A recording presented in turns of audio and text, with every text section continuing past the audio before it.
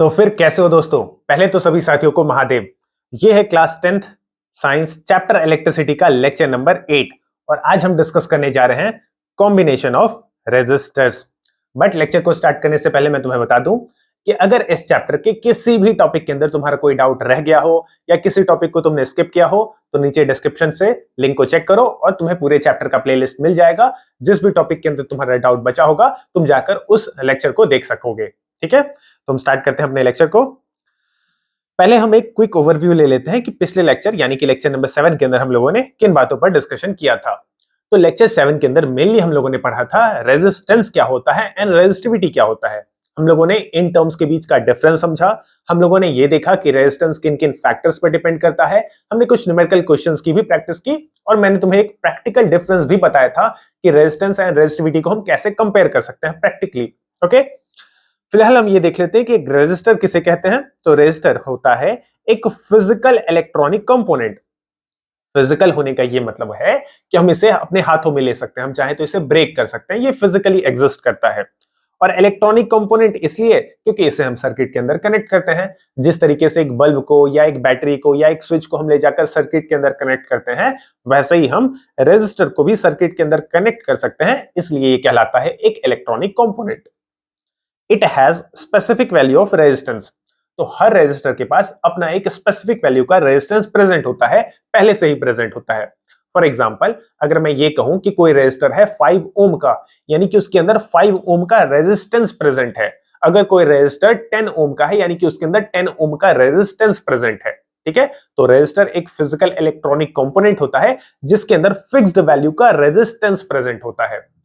अब बात आता है कि रेजिस्टेंस फिर हम किसे कहते हैं। तो रेजिस्टेंस एक प्रॉपर्टी होता है किसी भी मटेरियल का, एक ऐसा प्रॉपर्टी जो कि अपोज करे या रोके चार्ज या फिर करंट के फ्लो को, चार्ज के फ्लो को रोके या फिर करंट के फ्लो को रोके। ठीक है, तो ये जो प्रॉपर्टी है किसी भी मटेरियल की, इस प्रॉपर्टी को हमने नाम दिया है रेजिस्टेंस। तो रेजिस्टेंस एक रुकावट होता है, करंट या फिर चार्ज के रास्ते में आने वाला रुकावट। ठीक है, तो ये सारी बातें हम लोगों ने पिछले लेक्चर के अंदर डिस्कस कर लिया था। हम लोगों ने जस्ट एक बार क्विकली इसे रिवाइज कर लिया। हम अपने लेक्चर में आगे चलते हैं और पहले हम ये समझते हैं कि आज का ये जो हमारा लेक्चर है कॉम्बिनेशन ऑफ रेजिस्टर्स, हमें इस लेक्चर को पढ़ने की नीड ही क्या है, यानी कि हमें इस टॉपिक को समझने की नीड क्या है आखिर। तो देखो, कई बार सर्किट के अंदर हमें नीड होता है कि हम एक से ज्यादा रेजिस्टर्स को अटैच करें, एक से ज्यादा रेजिस्टर्स को कंबाइन करें, यानी कि जोड़े।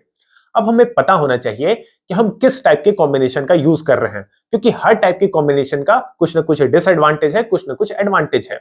तो डिपेंडिंग अपॉन आवर नीड हमें पता होना चाहिए कि हम किस तरीके का सर्किट डिजाइन कर रहे हैं और वहां पर हमें किस टाइप के कॉम्बिनेशन का यूज करना है।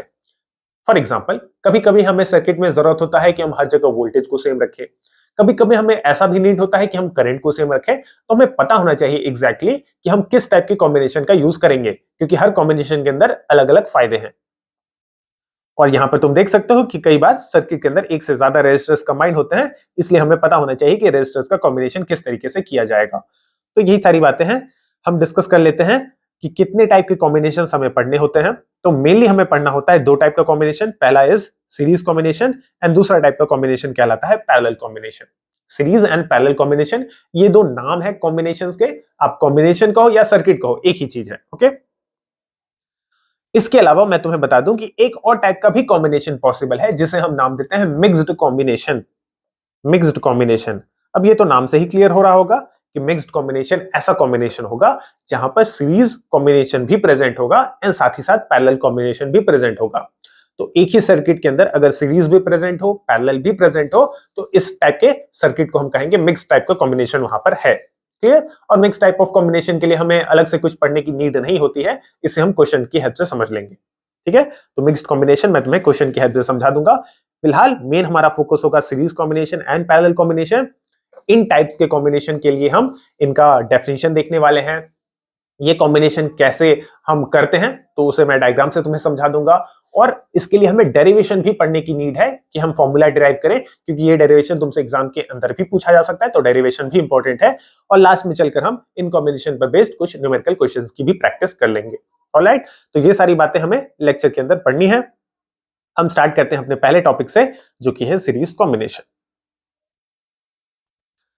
सीरीज कॉम्बिनेशन की अगर डेफिनेशन की हम बात करें तो ये एक ऐसा कॉम्बिनेशन होता है जहां पर हम रेजिस्टर्स को कनेक्ट करते हैं एंड टू एंड। अब इस वर्ड को पकड़ना, मैंने कहा कि यहां पर हम रेजिस्टर्स को कनेक्ट करेंगे एंड टू एंड। इसका क्या मतलब है, डायग्राम से तुम समझो। देखो यहां पर मैंने 3 रेजिस्टर्स ले रखे हैं, ये है R1, ये है R2 और ये है R3।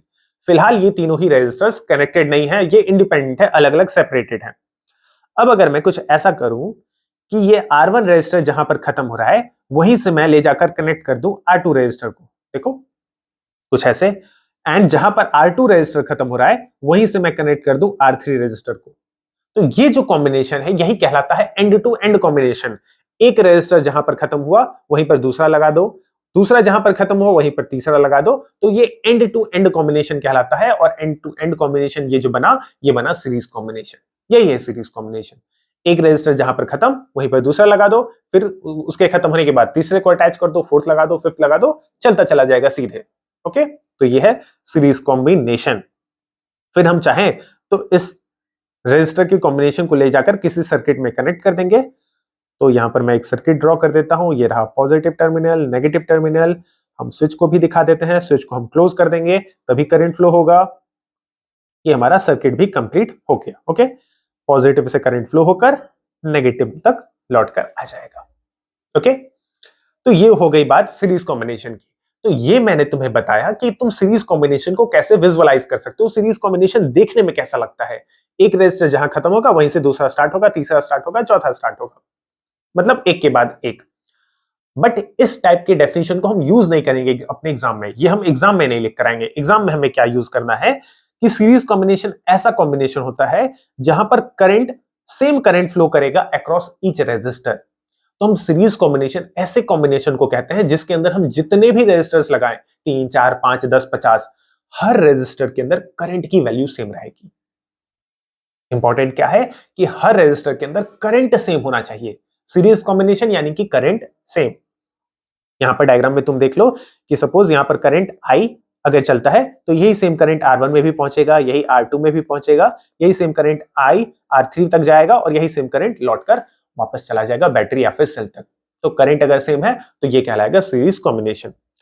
एक बहुत ही इंपॉर्टेंट बात मैं तुम्हें यहां पर यह बता देता हूं कि देखो अब इस लेक्चर के अंदर या फिर चैप्टर में आगे आने वाले लेक्चर्स के अंदर जब मैं ये टर्म यूज करूंगा रेजिस्टर, तो इसका केवल मतलब इस वाले रेजिस्टर से नहीं होगा। देखो इस तरह का ये जो रेजिस्टर हमने देख रखा है, केवल अब रेजिस्टर का मतलब यही नहीं होगा।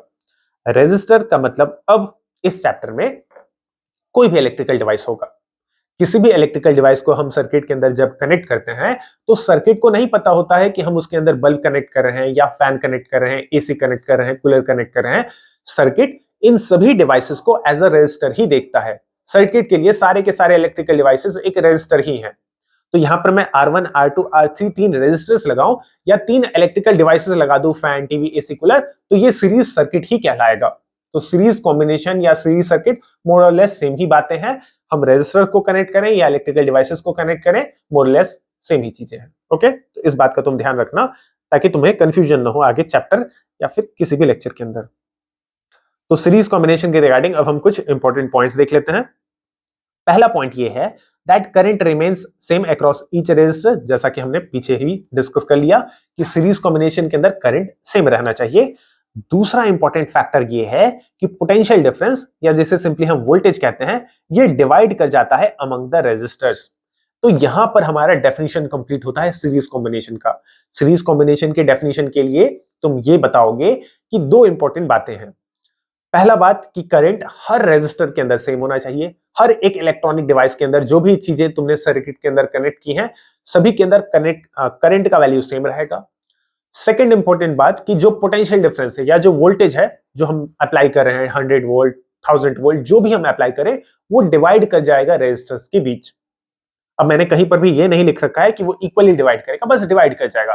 किसी को कम मिलेगा, किसी को ज्यादा मिलेगा, उससे हमें कोई प्रॉब्लम नहीं है। हाँ, वोल्टेज का डिवीजन होना चाहिए। तो दो इंपॉर्टेंट बातें regarding series combination, current will remain same, voltage will get divided. दोनों ही बातों को एकदम दिमाग में बैठा लो, कोई कंफ्यूजन होना ही नहीं चाहिए। सीरीज कॉम्बिनेशन जब भी आ जाए, current same, voltage divide, current same, voltage divide. Okay, और इसे हम और बेटर तरीके से इस डायग्राम की हेल्प से समझते हैं। यहाँ पर एक सर्किट का डायग्राम है। अच्छा, इस डायग्राम में कुछ और भी चीजें हैं। तो यहाँ पर देखो एक एमीटर कनेक्ट हुआ है और यहाँ पर एक वोल्ट मीटर कनेक्टेड है। अब एमीटर का कनेक्शन कैसा होता है, वोल्ट मीटर का कनेक्शन कैसा होता है, कौन सीरीज में कनेक्टेड होता है, कौन पैरेलल में कनेक्टेड होता है, हम इसका कनेक्शन किस चीजों, किन बातों को ध्यान में रखकर करते हैं, इन सारी चीजों के रिगार्डिंग मैंने ऑलरेडी एक वीडियो बना रखा है जिसमें मैंने तुम्हें एमीटर एंड वोल्ट मीटर के कनेक्शंस को समझाया था। उस वीडियो का लिंक मैं तुम्हें डिस्क्रिप्शन में दे दूंगा। तो एमीटर एंड वोल्ट मीटर के रिगार्डिंग अगर कोई डाउट होगा तो तुम जाकर उस वीडियो को चेक कर सकते हो। फिलहाल हम एमीटर वोल्ट मीटर को भूल जाते हैं। तुम रजिस्टर के अंदर, सॉरी सर्किट के अंदर केवल इन रेजिस्टर्स पर ध्यान दो।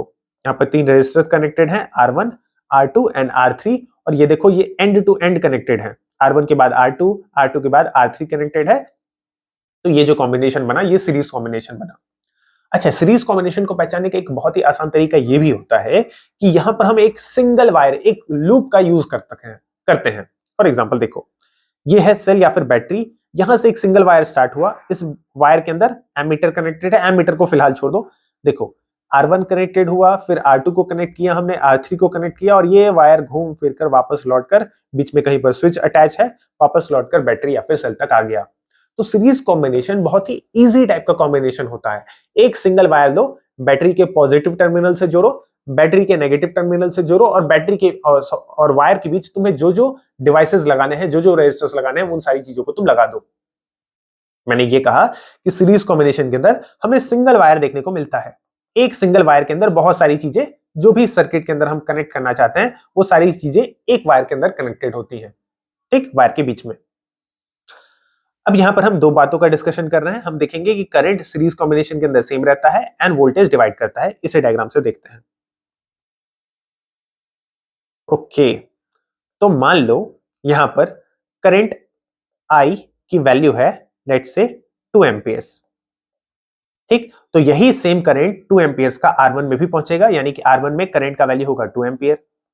यही सेम करंट R2 तक भी जाएगा, तो R2 में भी करंट का वैल्यू होगा 2 एम्पियर एंड यही सेम करंट R3 में भी जाएगा, तो R3 में भी करंट का वैल्यू होगा 2 एम्पियर्स, ठीक। और यही सेम करंट वापस 2 एम्पियर्स का लौटकर सेल या फिर बैटरी तक चला जाएगा।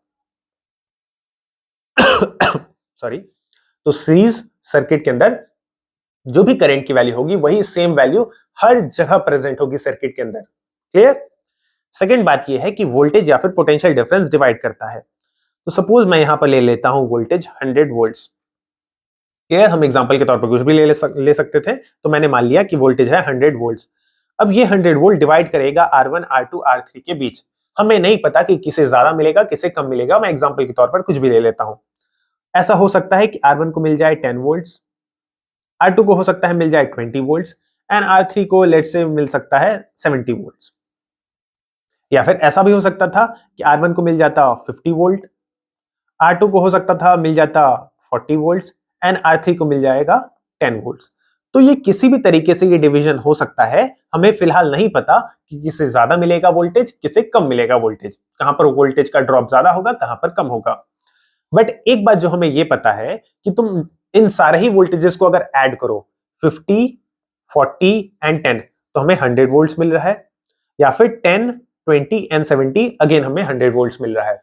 तो जो भी वोल्टेज है ये 100 वोल्ट्स से ही डिवाइड होकर रेजिस्टर्स को मिलने वाला है, ना तो कम होगा ना तो ज्यादा होगा। क्लियर। तो यही सेम बात मैंने यहां पर भी लिख रखा है कि करंट सेम रहेगा और वोल्टेज जो है वो डिवाइड कर जाता है रेजिस्टर्स के बीच। तो 2 इंपॉर्टेंट बातें हैं, दोनों ही बातों को तुम दिमाग में अच्छे से बैठा लो कि जब भी सीरीज कॉम्बिनेशन होगा करंट हर जगह सेम, जो भी करंट का वैल्यू हो 2 एम्पियर, 5 एम्पियर, 10 एम्पियर्स, वही सेम करंट हर जगह देखने को हमें मिलेगा। और जो भी वोल्टेज होगा वो वोल्टेज डिवाइड कर जाएगा रेजिस्टर्स के बीच। और अगर जो डिवीजन हुआ वोल्टेजेस का, अगर उन सभी वोल्टेजेस को हम ऐड करें तो हमें टोटल वोल्टेज मिलना चाहिए सेल और बैटरी के इक्वल मिलना चाहिए। क्लियर। इस केस में हम सारे वोल्टेजेस को अगर ऐड करें तो हमें 100 वोल्ट यहां पर देखने को मिल रहा है। अब हम आगे चलते हैं और अब हम डिस्कस करते हैं इस क्वेश्चन को। देखो एग्जाम में तुमसे ये क्वेश्चन पूछा जा सकता है that derive the relationship for finding the equivalent, यानी कि total resistance in a series combination of resistors. तो ये डेरिवेशन इंपॉर्टेंट है, एग्जाम में ऑलरेडी पूछा जा चुका है। बहुत ही आसान डेरिवेशन है, डेरिवेशन देख के बस घबराने मत लगो कि सर डेरिवेशन आ गया कैसे करेंगे एंड ऑल दैट। डेरिवेशन 2-3 लाइनों के अंदर खत्म हो जाएगा ये डेरिवेशन। और जो मैं यहाँ पर डेरिवेशन कर रहा हूं तुम एग्जैक्टली सेम डेरिवेशन एग्जाम के अंदर भी कॉपी कर सकते हो। तो इस डेरिवेशन में हमें ज्यादा चीजें लिखने की जरूरत नहीं होती है। 1 मिनट।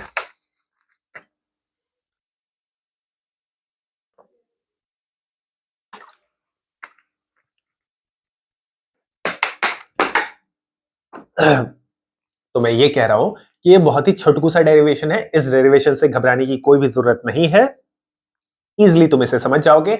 हाँ, अब कुछ स्टूडेंट्स अगर ऐसे हैं जो अच्छे से नोट्स बनाना चाहते हैं, जो इसके रिगार्डिंग कुछ लिखना चाहते हैं, तो मैं बता दूंगा कि तुम कैसे इसे नोट्स में लिख सकते हो। फिलहाल जो भी मैं इस पेज पर कर रहा हूं, तुम इसी सेम चीज को इतना ही डेरिवेशन ले जाकर अपने एग्जाम में लिख सकते हो, कुछ भी गलत नहीं होगा और तुम्हें फुल मार्क्स मिल जाएगा। क्योंकि ये जो डेरिवेशन है ये हार्डली 1 या 2 मार्क्स के अंदर आता है। अगर ज्यादा मार्क्स के अंदर आ जाए तो नेक्स्ट पेज पर मैं तुम्हें बताऊंगा कि क्या क्या बातें और तुम ऐड कर सकते हो डेरिवेशन के अंदर। ओके, तो यहां पर हमने एक सिंपल इलेक्ट्रिक सर्किट ड्रॉ कर लिया। 3 रेजिस्टर्स हैं हमारे सामने, R1, R2 एंड R3। हमने एक सेल को कनेक्ट कर दिया है और यहां पर हमने एक स्विच लगा दिया। तो बहुत ही सिंपल सा सर्किट है। अब यहां पर मैं मान लेता हूं कि जो टोटल वोल्टेज है it is equal to V। V is the total voltage और करंट की वैल्यू हम मान लेते हैं I। तो I तो हर जगह सेम रहेगा, यही सेम करंट I R1 में भी पहुंचेगा, यहां पर भी करंट I, यहां पर भी करंट I। हर जगह मैंने करंट को I दिखा दिया और यही सेम करंट I लौट कर चला जाएगा सेल लेग तक। ओके, बट ये जो वोल्टेज है V, ये डिवाइड कर जाएगा V1, V2 एंड V3 में, क्योंकि हम जानते हैं कि सीरीज सर्किट है, सीरीज सर्किट के अंदर वोल्टेज डिवाइड करता है जबकि करंट सेम रहता है। अभी जस्ट हमने समझा था। तो इस डेरिवेशन के लिए मैं तुम्हें एक गुरु मंत्र दे रहा हूं, गुरु मंत्र, ट्रिक, जो भी इसे नाम दे दो। बहुत ही सिंपल है डेरिवेशन, बट डेरिवेशन का तुम्हें स्टार्टिंग पता होना चाहिए कि तुम स्टार्ट कहां से करोगे ये डेरिवेशन। तो देखो, सीरीज कॉम्बिनेशन का डेरिवेशन करो या पैरेलल कॉम्बिनेशन का डेरिवेशन करो, एक चीज माइंड में रखना कि हम वहां से डेरिवेशन को स्टार्ट करेंगे जहां से जो क्वांटिटी है जो कि डिवाइड हो रही है। ठीक है, तो सीरीज कनेक्शन के अंदर या सीरीज सर्किट के अंदर वोल्टेज डिवाइड कर रहा है, तो हम यहां पर वोल्टेज से अपना डेरिवेशन स्टार्ट करेंगे। जबकि इसके ऑपोजिट पैरेलल कॉम्बिनेशन जब हम डिस्कस करेंगे तो वहां पर तुम देखोगे कि वहां पर करंट डिवाइड करेगा, तो वहां पर हम करंट से स्टार्ट करेंगे अपने डेरिवेशन को। तो मैंने तुम्हें गुरु मंत्र ये दिया कि तुम वहां से अपने डेरिवेशन को स्टार्ट करना जहां से तुम जिस क्वांटिटी जो क्वांटिटी डिवाइड कर रही है वहां से तुम अपने डेरिवेशन को स्टार्ट करोगे। तो यहां पर वोल्टेज डिवाइड कर रहा है, तो हम यहां पर लिखेंगे दैट V टोटल, ये है total voltage. Okay, V total equals to V1 plus V2 plus V3। Voltage divide कर रहा था तो हमने यहां से अपने डेरिवेशन को स्टार्ट कर दिया। अब हम जानते हैं दैट फ्रॉम ओम्स लॉ हम लिख सकते हैं V equals to IR। Okay, ये फॉर्मूला हम लोगों ने ओम्स लॉ में सीखा था। अब अगर हम इस फॉर्मूले को यूज करें यानी कि ओम्स लॉ को यूज करें तो V टोटल की जगह मैं यहां पर लिख सकता हूं I total into R total. ठीक है, V1 की जगह मैं लिख सकता हूं I1 इंटू R1। ऐसे ही V2 की जगह मैं लिख सकता हूं I2 into R2 and V3 की जगह मैं लिख सकता हूं I3 इंटू R3।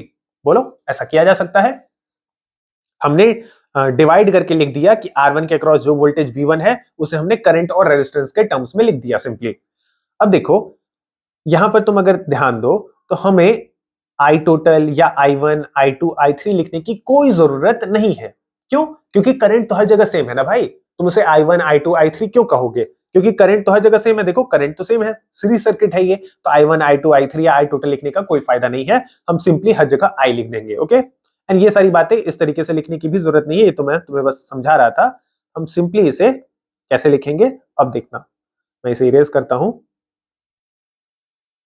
देखो, हम इसे सिंपली लिख सकते हैं, V टोटल की जगह हम लिखेंगे I इंटू R टोटल।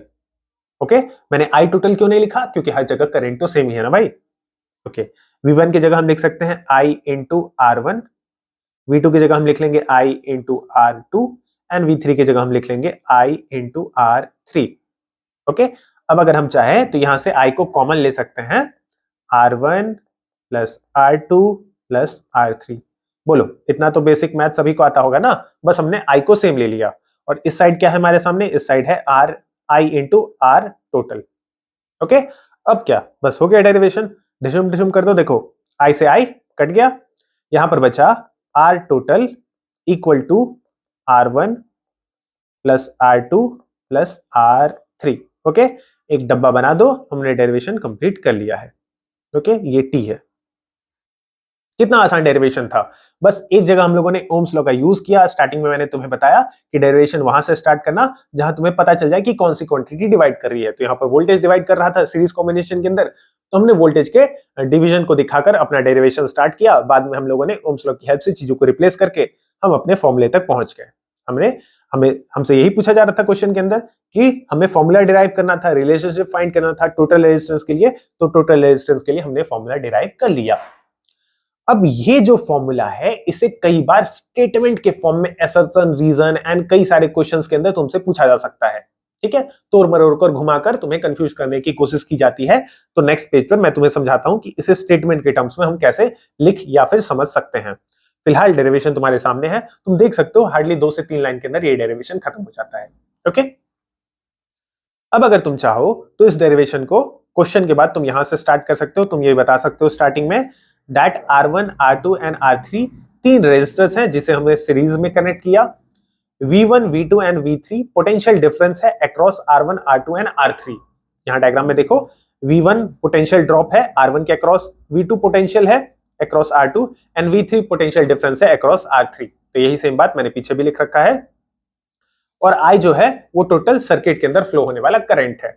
इसके बाद इस बॉक्स के अंदर तुम अपने डेरिवेशन को कॉपी कर देना जो हमने जस्ट पीछे किया 2-3 लाइन के अंदर, और लास्ट में तुम बता सकते हो hence when the resistors are connected in series the equivalent resistance is equal to the sum of individual resistances। तो ये इस फॉर्मूले का स्टेटमेंट हो गया कि सीरीज कॉम्बिनेशन के अंदर जो इक्विवेलेंट रेजिस्टेंस होता है, यानी कि जो टोटल रेजिस्टेंस होता है वो सम होता है, वो एडिशन होता है हर एक इंडिविजुअल रेजिस्टेंस का। R1, R2 एंड R3 का ये सम होता है। इसके अलावा भी अगर रेजिस्टर्स हो R4, R5 तो सभी का सम इक्वल होगा इक्विवेलेंट रेजिस्टेंस के। तो ये बस स्टेटमेंट हो गया। इस स्टेटमेंट को तुम ध्यान में रखोगे, असर्शन, रीजन एंड कई जगहों पर ये पूछा जा सकता है। क्लियर? तो ये डेरिवेशन हमने कंप्लीट कर लिया। अब हम कुछ इंपॉर्टेंट पॉइंट्स देख लेते हैं रिगार्डिंग सीरीज कॉम्बिनेशन। 2 नोट के पॉइंट्स थे, वो बेसिकली डेरिवेशन और वो डेफिनेशन का ही पार्ट था जिसे मैंने नोट्स के फॉर्म में तुम्हें समझा दिया। अब कुछ इंपॉर्टेंट पॉइंट्स, ये इंपॉर्टेंट पॉइंट्स तुम्हें हेल्प करेंगे क्वेश्चंस के सॉल्व करने के दौरान। ओके, तो पहला पॉइंट है, अगर हम n रेजिस्टर्स को कनेक्ट कर दें और इन सभी रेजिस्टर्स का रेजिस्टेंस अगर सेम है, सभी का रेजिस्टेंस अगर R है, तो इक्विवेलेंट रेजिस्टेंस या टोटल रेजिस्टेंस सिंपली हो जाता है n टाइम्स R। इसे मैं तुम्हें एक एग्जांपल की हेल्प से समझाता हूं। सपोज कि हमने एक रेजिस्टर ले लिया जिसका रेजिस्टेंस है 5 ओम्स। 5 ओम्स का हमने एक रेजिस्टेंस ले लिया या रेजिस्टर ले लिया, और इस तरीके के हमने रेजिस्टर्स ले लिए, लेट्स से 10 रेजिस्टर्स हमने ले लिया। n का क्या मतलब है? n means number of resistors. n number of resistors हैं, 10, 20, 40, कितने रेजिस्टर्स तुमने लिए। अब सोचो 5 ओम का हमने 10 रेजिस्टर ले लिया, 10 5-5 ओम के रेजिस्टर्स ले लिए। अब अगर हमें R टोटल फाइंड करना होगा, और अगर हम पिछले वाले फॉर्मूले का यूज करेंगे R टोटल, तो हम यहां पर लिखेंगे R1 plus R2 plus R3। ऐसा करते करते हमें R10 तक जाना होगा क्योंकि हमने 10 रेजिस्टर्स लिए, और हम बार बार लिखेंगे 5 ओम प्लस 5 ओम प्लस 5 ओम। ऐसा करते करते हमें 10 टाइम्स करना होगा, तब हमें इक्विवेलेंट रेजिस्टेंस मिलेगा। तो इतना न करने के बजाय, ठीक है, ये सब न करने की जगह हम सिंपली इस फॉर्मूले का यूज कर सकते हैं। जब हम सेम वैल्यू के रेजिस्टर को कनेक्ट करते हैं तो हम सिंपली इस फॉर्मूले का यूज कर सकते हैं, और हम लिख सकते हैं that R total equal to n times of R। n की वैल्यू है यहां पर 10 और रेजिस्टर का वैल्यू है 5। 10 इंटू 5 इक्वल टू 50 ओम्स। ये हमारा आंसर हो गया। ठीक है, तो जब तुम सेम वैल्यू के रेजिस्टर को कनेक्ट करते हो, यहां पर अलग अलग वैल्यू के रेजिस्टर का मैं बात नहीं कर रहा हूं, सेम वैल्यू के रेजिस्टर्स को जब तुम कनेक्ट करते हो तो सिंपली जितने रेजिस्टर्स तुमने लगाए उससे मल्टीप्लाई कर दो, तुम्हें इक्विवेलेंट रेजिस्टेंस मिल जाएगा। क्लियर? डिस्कस करते हैं सेकंड पॉइंट को। In series combination the equivalent resistance यानी कि total resistance is greater than the greatest resistance in the combination. Okay, अब इस स्टेटमेंट को समझने के लिए मैं यहां पर एक एग्जांपल ले लेता हूं। यहां पर तुम्हारे सामने एक सर्किट डायग्राम है। R1 की वैल्यू लेट से हम ले लेते हैं 5 ohms, R2 हम मान लेते हैं 10 ohms एंड R3 में मान लेता हूं 15 ohms। ठीक, तो 3 रेजिस्टर्स हैं, तीनों के मैंने यहां पर कुछ वैल्यूज ले लिए 5, 10 एंड 15। अब अगर मैं तुमसे सिंपल सा एक क्वेश्चन पूछ लूं कि इन तीनों ही रेजिस्टर्स R1, R2, R3 में ग्रेटेस्ट वैल्यू का रेजिस्टेंस कौन सा है, तो तुम्हारा बहुत ही इजी सा आंसर हो जाएगा कि सर R3 जो है ये यहां पर ग्रेटेस्ट रेजिस्टेंस है। ग्रेटेस्ट रेजिस्टेंस, ग्रेटेस्ट क्यों है? अरे भाई इसकी रेजिस्टेंस की वैल्यू सबसे ज्यादा है तो यही ग्रेटेस्ट हुआ ना।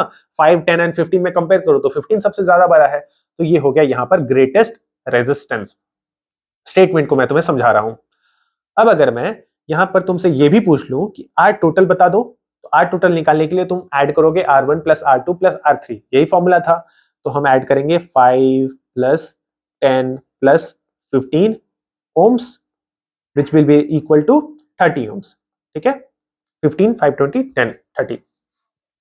तो 30 ohm ये क्या आ गया? ये आ गया equivalent resistance. This is equivalent resistance. Statement हमें ये कह रहा है कि जो इक्विवेलेंट रेजिस्टेंस होता है सीरीज कॉम्बिनेशन के अंदर, ये ग्रेटर होता है than the greatest resistance. Greatest resistance है 15 ओम और इक्विवेलेंट रेजिस्टेंस है 30 ओम। कौन सा ज्यादा? इक्विवेलेंट ज्यादा। तो सीरीज कॉम्बिनेशन के अंदर तुम जितने भी रेजिस्टर्स को कनेक्ट कर दो, 10, 20, 50 जितने भी रेजिस्टर्स ले लो, उसके अंदर तुम कुछ भी वैल्यूज ले सकते हो। कोई 10 ओम का, 30 ओम का, 50 ओम का, 70 ओम का, जो भी ले लोगे, उन सभी में जो सबसे ज्यादा वैल्यू का रेजिस्टेंस होगा, सपोज मान लेते हैं 50 ओम का कोई रेजिस्टेंस तुमने लगा दिया, लेकिन जो इक्विवेलेंट आएगा वो हमेशा उस बड़े वाले से भी बड़ा आएगा।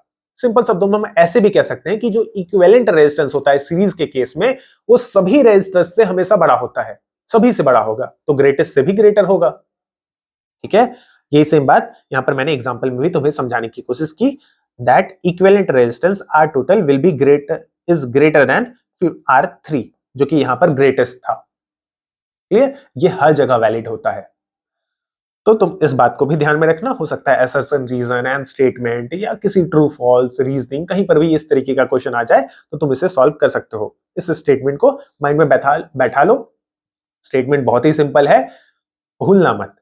ग्रेटेस्ट रेजिस्टेंस जो होता है सीरीज कॉम्बिनेशन के अंदर, उससे भी बड़ा निकल कर आएगा इक्विवेलेंट रेजिस्टेंस। और ऐसा तो होना भी चाहिए ना भाई, सारी चीजों को तुम जब ऐड कर दोगे तो जो इक्विवेलेंट निकल कर आएगा, जो टोटल निकल कर आएगा, वो तो उस क्वांटिटी से तो बड़ा ही होगा ना हर बार। तो बस यही बात है। हम थर्ड पॉइंट को डिस्कस करते हैं। Third point says that potential difference across any of the resistors is directly proportional to the resistance. ठीक है, तो इस पॉइंट को भी हम समझते हैं। इसके लिए पहले मैं फॉर्मूला लिख लेता हूं ओम्स लॉ का। हम जानते हैं that V equals to IR, okay, from ohm's law. अब सीरीज सर्किट के अंदर मैंने तुम्हें यह समझा रखा है कि करंट हर जगह क्या रहेगा? सेम। जब जो चीज सेम है उसे हम कांस्टेंट भी मान सकते हैं, तो मैं कुछ देर के लिए मान लेता हूं कि करंट जो है वो कांस्टेंट है। भाई हर जगह सेम है तो कांस्टेंट मान लो, क्योंकि ये तो कोई फर्क डालेगा नहीं। अगर करंट सेम है तो इस रिलेशन के अकॉर्डिंग V प्रोपोर्शनल हो जा रहा है R के।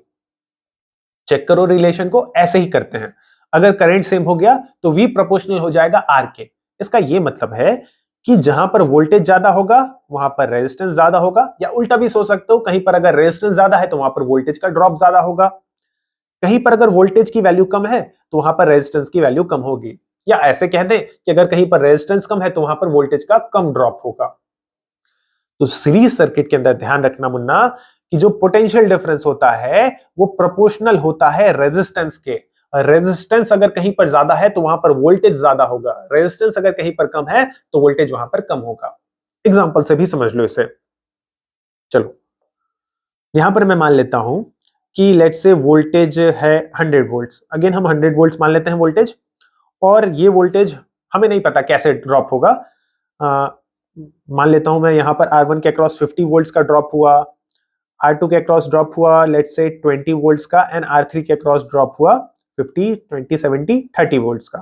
ठीक, ऐड करो 50, 30, 20, ये ऐड करने पर 100 वोल्ट्स आ रहा है। अब अगर मैं तुमसे सिंपल सा एक क्वेश्चन पूछ दूं इस स्टेटमेंट को ध्यान में रखकर, that V proportional to R, R1, R2 and R3 में किसकी वैल्यू ज्यादा, किसकी वैल्यू कम? तो तुम्हारा आंसर क्या होगा? जल्दी से सोच लो अपना आंसर। ठीक है, तो तुमने अपना आंसर सोच लिया होगा। देखो, मैंने तुम्हें यह बताया कि वोल्टेज प्रोपोर्शनल है रेजिस्टेंस के। जहां पर वोल्टेज का ड्रॉप ज्यादा है वो रेजिस्टेंस की वैल्यू भी ज्यादा होगी। यानी कि सबसे ज्यादा वैल्यू का रेजिस्टेंस है यहाँ पर R1, क्योंकि यहाँ पर सबसे ज्यादा वोल्टेज का ड्रॉप हुआ। इसके बाद अगर हम चेक करें तो इसके बाद वोल्टेज का कम ड्रॉप देखने को मिला है R3 पर, यानी R3 की वैल्यू R1 से तो कम है। और सबसे कम वोल्टेज का ड्रॉप देखने को मिला है हमें R2 पर, यानी कि R2 सबसे कम वैल्यू का रेजिस्टेंस है। अब तुम समझ पा रहे होगे कि ये जो वोल्टेज का ड्रॉप, जिसे हमने स्टार्टिंग में भी देखा था कि वोल्टेज डिवाइड करता है, ये वोल्टेज आके डिवाइड करता तो है, बट किस बात पर डिपेंड करता है? ये डिपेंड करता है रेजिस्टेंस का वैल्यू कितना है। जितना ज्यादा होगा रेजिस्टेंस का वैल्यू, वोल्टेज वहां पर ज्यादा ड्रॉप होगा। जितना कम होगा वोल्टेज का वैल्यू, रेजिस्टेंस वहां पर कम ड्रॉप होगा। R2 सबसे कम वैल्यू का रेजिस्टेंस रहा होगा, इसलिए यहां पर सबसे कम पोटेंशियल का ड्रॉप हुआ, सबसे कम वोल्टेज जिसे मिला। सबसे ज्यादा वोल्टेज मिला है R1 को, यानी कि R1 का रेजिस्टेंस सबसे ज्यादा रहा होगा। क्लियर? एक और एग्जांपल मैं ले लेता हूं, इसका आंसर तुम करना। पहले मैं इसे इरेज कर लेता हूं, वेट अ मिनट। ओके, तो अगेन हम मान लेते हैं कि वोल्टेज है 100 वोल्ट्स। ओके, R1 के क्रॉस में अब ड्रॉप मान लेता हूं 10 वोल्ट्स का। R2 के क्रॉस लेट से वोल्टेज का ड्रॉप हुआ 40 वोल्ट्स एंड R3 के क्रॉस ड्रॉप हुआ 50 वोल्ट। 50, 40, 10 ऐड करने पर 100 वोल्ट्स आ रहा है। अब तुम कंपेयर करके बताओ R1, R2 एंड R3 को, कौन ज्यादा कौन कम? ठीक है, तो तुमने कंपैरिजन कर लिया होगा। देखो, सबसे ज्यादा वोल्टेज का ड्रॉप देखने को हमें मिल रहा है इस केस में R3 पर, यानी कि R3 की वैल्यू यहां पर सबसे ज्यादा है, क्योंकि वहां पर वोल्टेज का सबसे ज्यादा ड्रॉप हुआ, सबसे ज्यादा वोल्टेज उसे ही मिला। इसके बाद अगर हम चेक करें तो R2 पर वोल्टेज का ड्रॉप R3 से कम है, तो R2 की वैल्यू R3 से कम। और सबसे कम वोल्टेज का ड्रॉप देखने को मिला है हमें R1 पर, यानी कि R1 सबसे कम वैल्यू का रेजिस्टेंस रहा होगा। तो रेजिस्टेंस का वैल्यू जितना ज्यादा है वहां पर वोल्टेज का ड्रॉप उतना ज्यादा होता है। रेजिस्टेंस का वैल्यू जितना कम होगा वहां पर वोल्टेज का वैल्यू उतना कम ड्रॉप होगा। इस बात का फायदा तुम उठा सकते हो जब तुम न्यूमेरिकल क्वेश्चंस को करोगे। कहीं पर ऐसा कोई क्वेश्चन आ जाए सीरीज कॉम्बिनेशन का, वहां पर तुम ध्यान रखना कि जिस रेजिस्टेंस का वैल्यू ज्यादा है, ठीक, वहां पर वोल्टेज का वैल्यू सबसे ज्यादा होना चाहिए, और जिस रेजिस्टेंस का वैल्यू सबसे कम है वहां पर वोल्टेज का वैल्यू सबसे कम होना चाहिए। अगर ऐसा नहीं हो रहा है, इसके अपोजिट कुछ हो रहा है, तुम अपने कैलकुलेशंस को दोबारा से रीचेक करना। ओके, अब हम लास्ट पॉइंट को देख लेते हैं रिगार्डिंग सीरीज कॉम्बिनेशन। ओके, तो बस यही सारे पॉइंट्स थे। यहां पर हमने कंप्लीट कर लिया सीरीज कॉम्बिनेशन। सीरीज कॉम्बिनेशन का डेरिवेशन हमने देख लिया। इसके रिगार्डिंग बहुत से इंपॉर्टेंट पॉइंट्स भी मैंने तुम्हें बता दिए। जो भी एग्जाम से रिलेटेड बातें हो सकती थी क्लास 10th के लेवल पर, वो सारी चीजें मैंने तुम्हें एक्सप्लेन कर दिया रिगार्डिंग सीरीज कॉम्बिनेशन। अब हम बढ़ते हैं और समझते हैं पैरेलल कॉम्बिनेशन को। हाँ, तो भाई लोग स्टार्ट करते हैं पहले तो हम पैरेलल कॉम्बिनेशन के डेफिनेशन से। तो definition says that in this type of combination all the resistors are connected across the same 2 points. अब इस बात को ध्यान देना कि सारे रेजिस्टर्स कनेक्टेड होंगे किन्हीं भी 2 सेम पॉइंट्स के बीच। इसका क्या मतलब है, डायग्राम से समझो। यहां पर तुम देखो कि मैंने 3 रेजिस्टर्स ले लिए, R1, R2 एंड R3। फिलहाल ये तीनों जो रेजिस्टर्स हैं ये सेपरेट हैं, इनके बीच किसी भी टाइप का कनेक्शन नहीं है। अब अगर मैं ऐसा करूं कि यहां पर मैं एक पॉइंट ले लूं, लेट्स से ये है पॉइंट A, ओके, और इस साइड में एक पॉइंट ले लेता हूं, लेट्स से ये है पॉइंट B, ओके।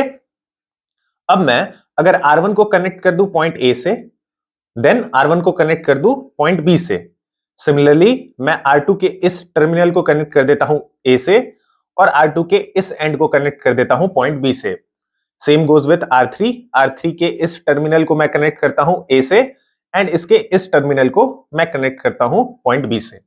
तो अब तुम देख सकते हो कि ये जो तीनों रेजिस्टर्स हैं R1, R2 एंड R3, ये 2 पॉइंट्स A एंड B के बीच कनेक्टेड हैं। तो यही मेरे कहने का मतलब था कि इस टाइप के कॉम्बिनेशन में, यानी कि पैरेलल कॉम्बिनेशन में, जितने भी रेजिस्टर्स हो 3, 4, 5, ये सभी के सभी रेजिस्टर्स 2 पॉइंट के बीच कनेक्टेड होते हैं। या फिर इसे हम ऐसे भी कह सकते हैं कि जितने भी रेजिस्टर्स होते हैं इन सभी रेजिस्टर्स का एक एंड एक साइड कनेक्टेड होगा, और इन सभी रेजिस्टर्स का दूसरा एंड एक साइड कनेक्टेड होगा। तो तुम देखो R1, R2 एंड R3 के ये जो एंड्स हैं, इस साइड वाला ये जो एंड है, इसे मैंने पॉइंट A पर कनेक्ट कर दिया, और R1, R2, R3 का ये जो दूसरा एंड है, इसे ले जाकर मैंने किसी दूसरे एंड पर कनेक्ट कर दिया। दूसरे पॉइंट पर कनेक्ट कर दिया। तो इस तरीके का जो कॉम्बिनेशन हमें मिलेगा ये कहलाएगा पैरेलल कॉम्बिनेशन।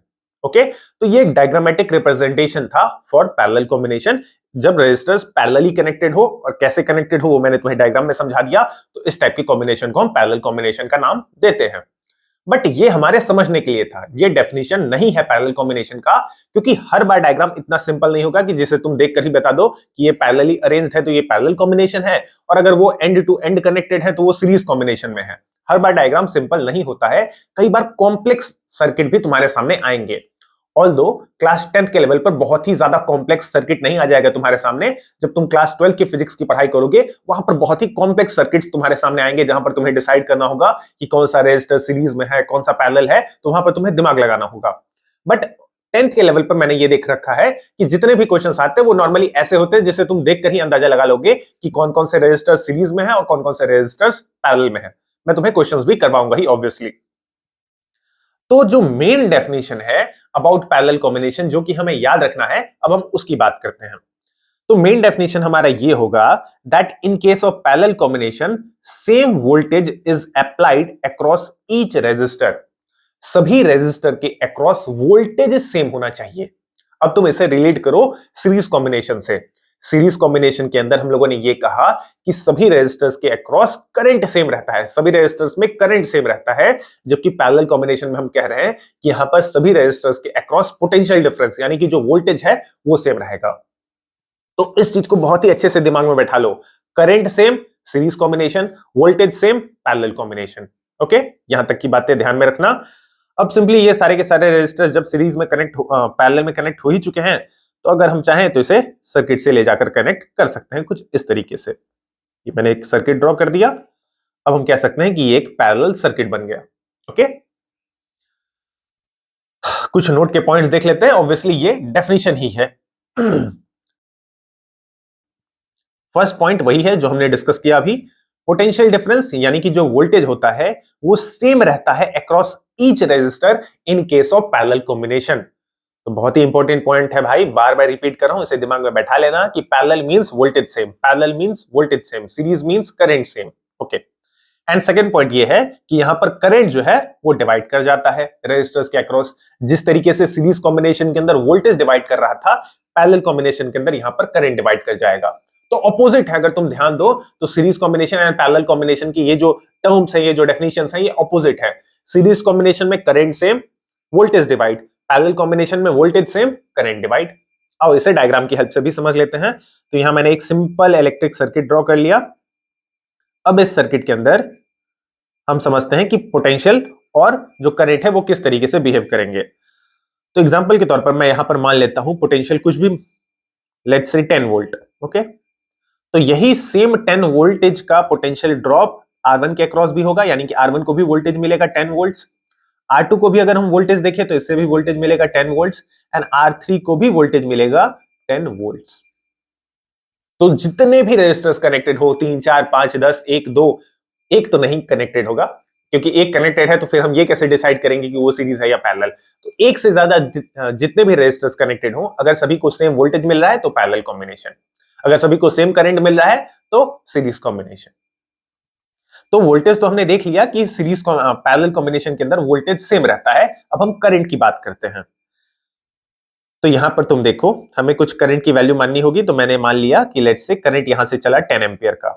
ओके, अब ये जो 10 एम्पियर का करंट चला, यहां पर पहुंचा 10 एम्पियर करंट, यहां आया करंट, यहां पर तक पहुंचा। अब देखो करंट के बारे में एक बहुत ही इंपॉर्टेंट पॉइंट मैं बता रहा हूं, इसे ध्यान से सुनना, हर जगह ये हेल्पफुल होगा। ये point 10th class 12th class हर जगह ये पॉइंट वैलिड है, बहुत ही इंपॉर्टेंट पॉइंट है, ध्यान से सुनो। करंट के सामने जितने रास्ते होते हैं, करंट सभी रास्तों से होकर जाता है। फिर से रिपीट कर रहा हूं, करंट के सामने अगर 4 रास्ते हैं तो करंट चारों ही रास्तों से जाएगा। करंट के सामने अगर 10 रास्ते हैं यानी कि 10 वायर्स हैं तो वो सभी के सभी 10 रास्तों से होकर जाएगा। करंट किसी को भी नाराज नहीं करना चाहता। हाँ, ये बात होगा कि करंट किसी रास्ते से कम जाएगा, किसी रास्ते से ज्यादा जाएगा, बट करंट जाएगा सभी रास्तों से। तो ये करंट की एक प्रॉपर्टी होती है कि करंट के सामने अगर 4 रास्ते हैं, देखो यहां पर इस डायग्राम से समझो, मैं ये कह रहा हूं कि ये देखो पॉइंट एक्स तक जब ये करंट पहुंचा, आई करंट यहां से पहुंचा, तो अब करंट के सामने यहां पर एक रास्ता इधर से होकर जा रहा है, एक रास्ता इधर से होकर जा रहा है और एक रास्ता इधर से होकर जा रहा है, यानी कि करंट के सामने यहां पर 3 रास्ते हैं। अब कुछ बच्चे पूछेंगे सर आपने नीचे वाला रास्ता नहीं दिखाया, करंट इस रास्ते से भी तो होकर जा सकता है। तो मुन्ना ये मैंने पहले ही समझा रखा है एमीटर और वोल्ट मीटर वाले वीडियो के अंदर कि वोल्ट मीटर, फिर से सुन लो, कोई बात नहीं है, हो सकता है भूल गए होगे, मैं दोबारा से बता दे रहा हूं। ये जो वोल्ट मीटर होता है, इस वोल्ट मीटर का रेजिस्टेंस याद रखना वेरी हाई, बहुत ज्यादा होता है, वेरी वेरी हाई। ऐसा हम जानबूझकर करते हैं ये, ठीक है। तो वोल्ट मीटर का रेजिस्टेंस बहुत ही ज्यादा होता है, इतना ज्यादा होता है कि तुम ऐसा याद कर लो, इसे दिमाग में बैठा लो कि इस रास्ते से जो करंट जाएगा वो नेग्लिजिबल होगा,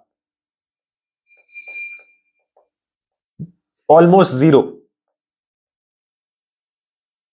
ठीक है। तो वोल्ट मीटर से जाने वाला जो करंट होता है वो ऑलमोस्ट जीरो होता है, इसलिए मैंने करंट का ये रास्ता नहीं चूज किया। अगर आइडियल वोल्ट मीटर हो तो उसका रेजिस्टेंस इनफाइनाइट होता है, रेजिस्टेंस इनफाइनाइट यानी कि रुकावट इनफाइनाइट, तो करंट उस रास्ते से नहीं जाएगा। बस तुम सिंपली इतना बैठा लो दिमाग में कि जिस रास्ते में वोल्ट मीटर अटैच्ड होगा करंट उस रास्ते से नहीं जाएगा। क्लियर? तो अगर वोल्ट मीटर के रास्ते से करंट नहीं जाएगा तो अब करंट के रास्ते में है, करंट के सामने है 3 रास्ते। एक रास्ता ये है, तो यहां से जो करंट जाएगा उसे हम नाम दे देते हैं I1। दूसरा रास्ता ये रहा, यहां से जो करंट जाएगा इसे हम नाम दे देते हैं I2। और तीसरा रास्ता ये रहा, इसे हम नाम दे देते हैं, यहां से जो करंट गया वो गया I3।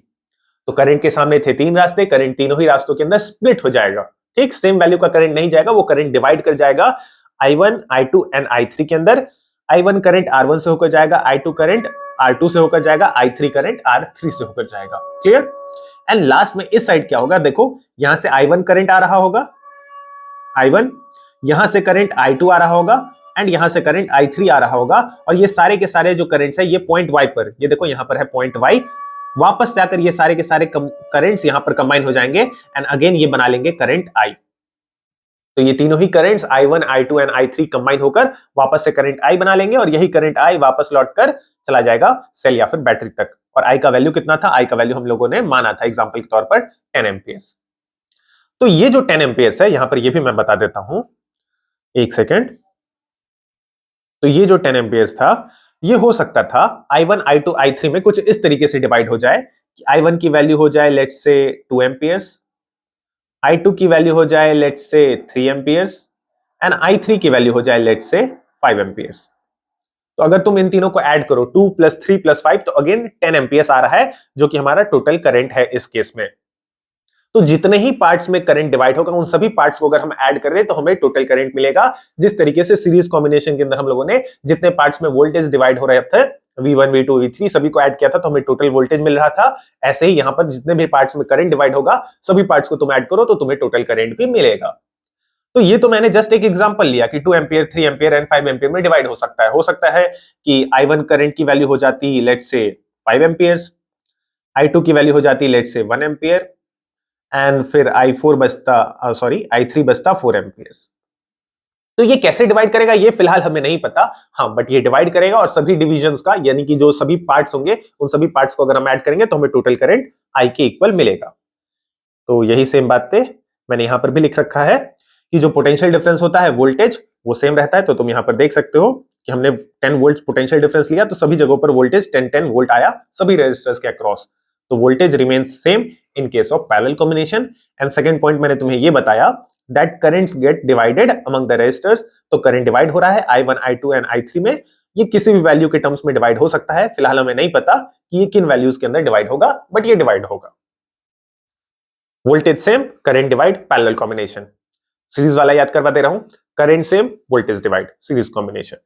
ओके, आगे चले, यहां तक की बातें क्लियर हो रही होंगी, ध्यान से समझना भाई। ओके, तो अब हमारे सामने ये क्वेश्चन है और ये PYQ क्वेश्चन है, ध्यान रखना बोर्ड के अंदर पूछा जा चुका है, तो बहुत ही ध्यान से समझना, इत्मीनान से समझना, शायद यही कहते हैं ना, मतलब आराम से समझना यार। चलो, derive the relationship for finding the equivalent यानी कि total resistance in case of parallel combination of resistors. Parallel combinations के लिए, पैरेलल कॉम्बिनेशन के केस में हमें टोटल रेजिस्टेंस का फॉर्मूला डिराइव करना है। चुटकी भर का काम है, तुरंत कर देंगे। आओ देखो जरा। तो पहले तो मैं आसान सा डेरिवेशन बता रहा हूं और फिर इसे कैसे ब्यूटीफुली नोट्स के अंदर लिखेंगे वो भी मैं तुम्हें बता दूंगा। पहले एक डायग्राम ड्रॉ कर दो, सर्किट डायग्राम। सिंपल सा डायग्राम, 3 रेजिस्टर्स हैं जो कि पैरेलली कनेक्टेड हैं, R1 R2 R3, एक सेल लगा दिया मैंने और यहां पर एक स्विच बना दिया।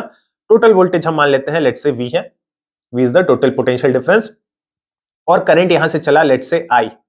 ओके, अब ये जो करंट है हम जानते हैं पैरेलल कॉम्बिनेशन के केस में कि करंट डिवाइड करता है, तो ये करंट चला चला चला यहां तक पहुंचा करंट I, बट जब ये यहां पर पहुंचेगा तो अब इसके सामने 3 रास्ते हैं, तो ये डिवाइड करेगा। यहां से लेट्स से करंट जाएगा I1, R2 से करंट जाएगा I2 एंड R3 के रास्ते जो करंट जाएगा उसे हमने नाम दे दिया I3।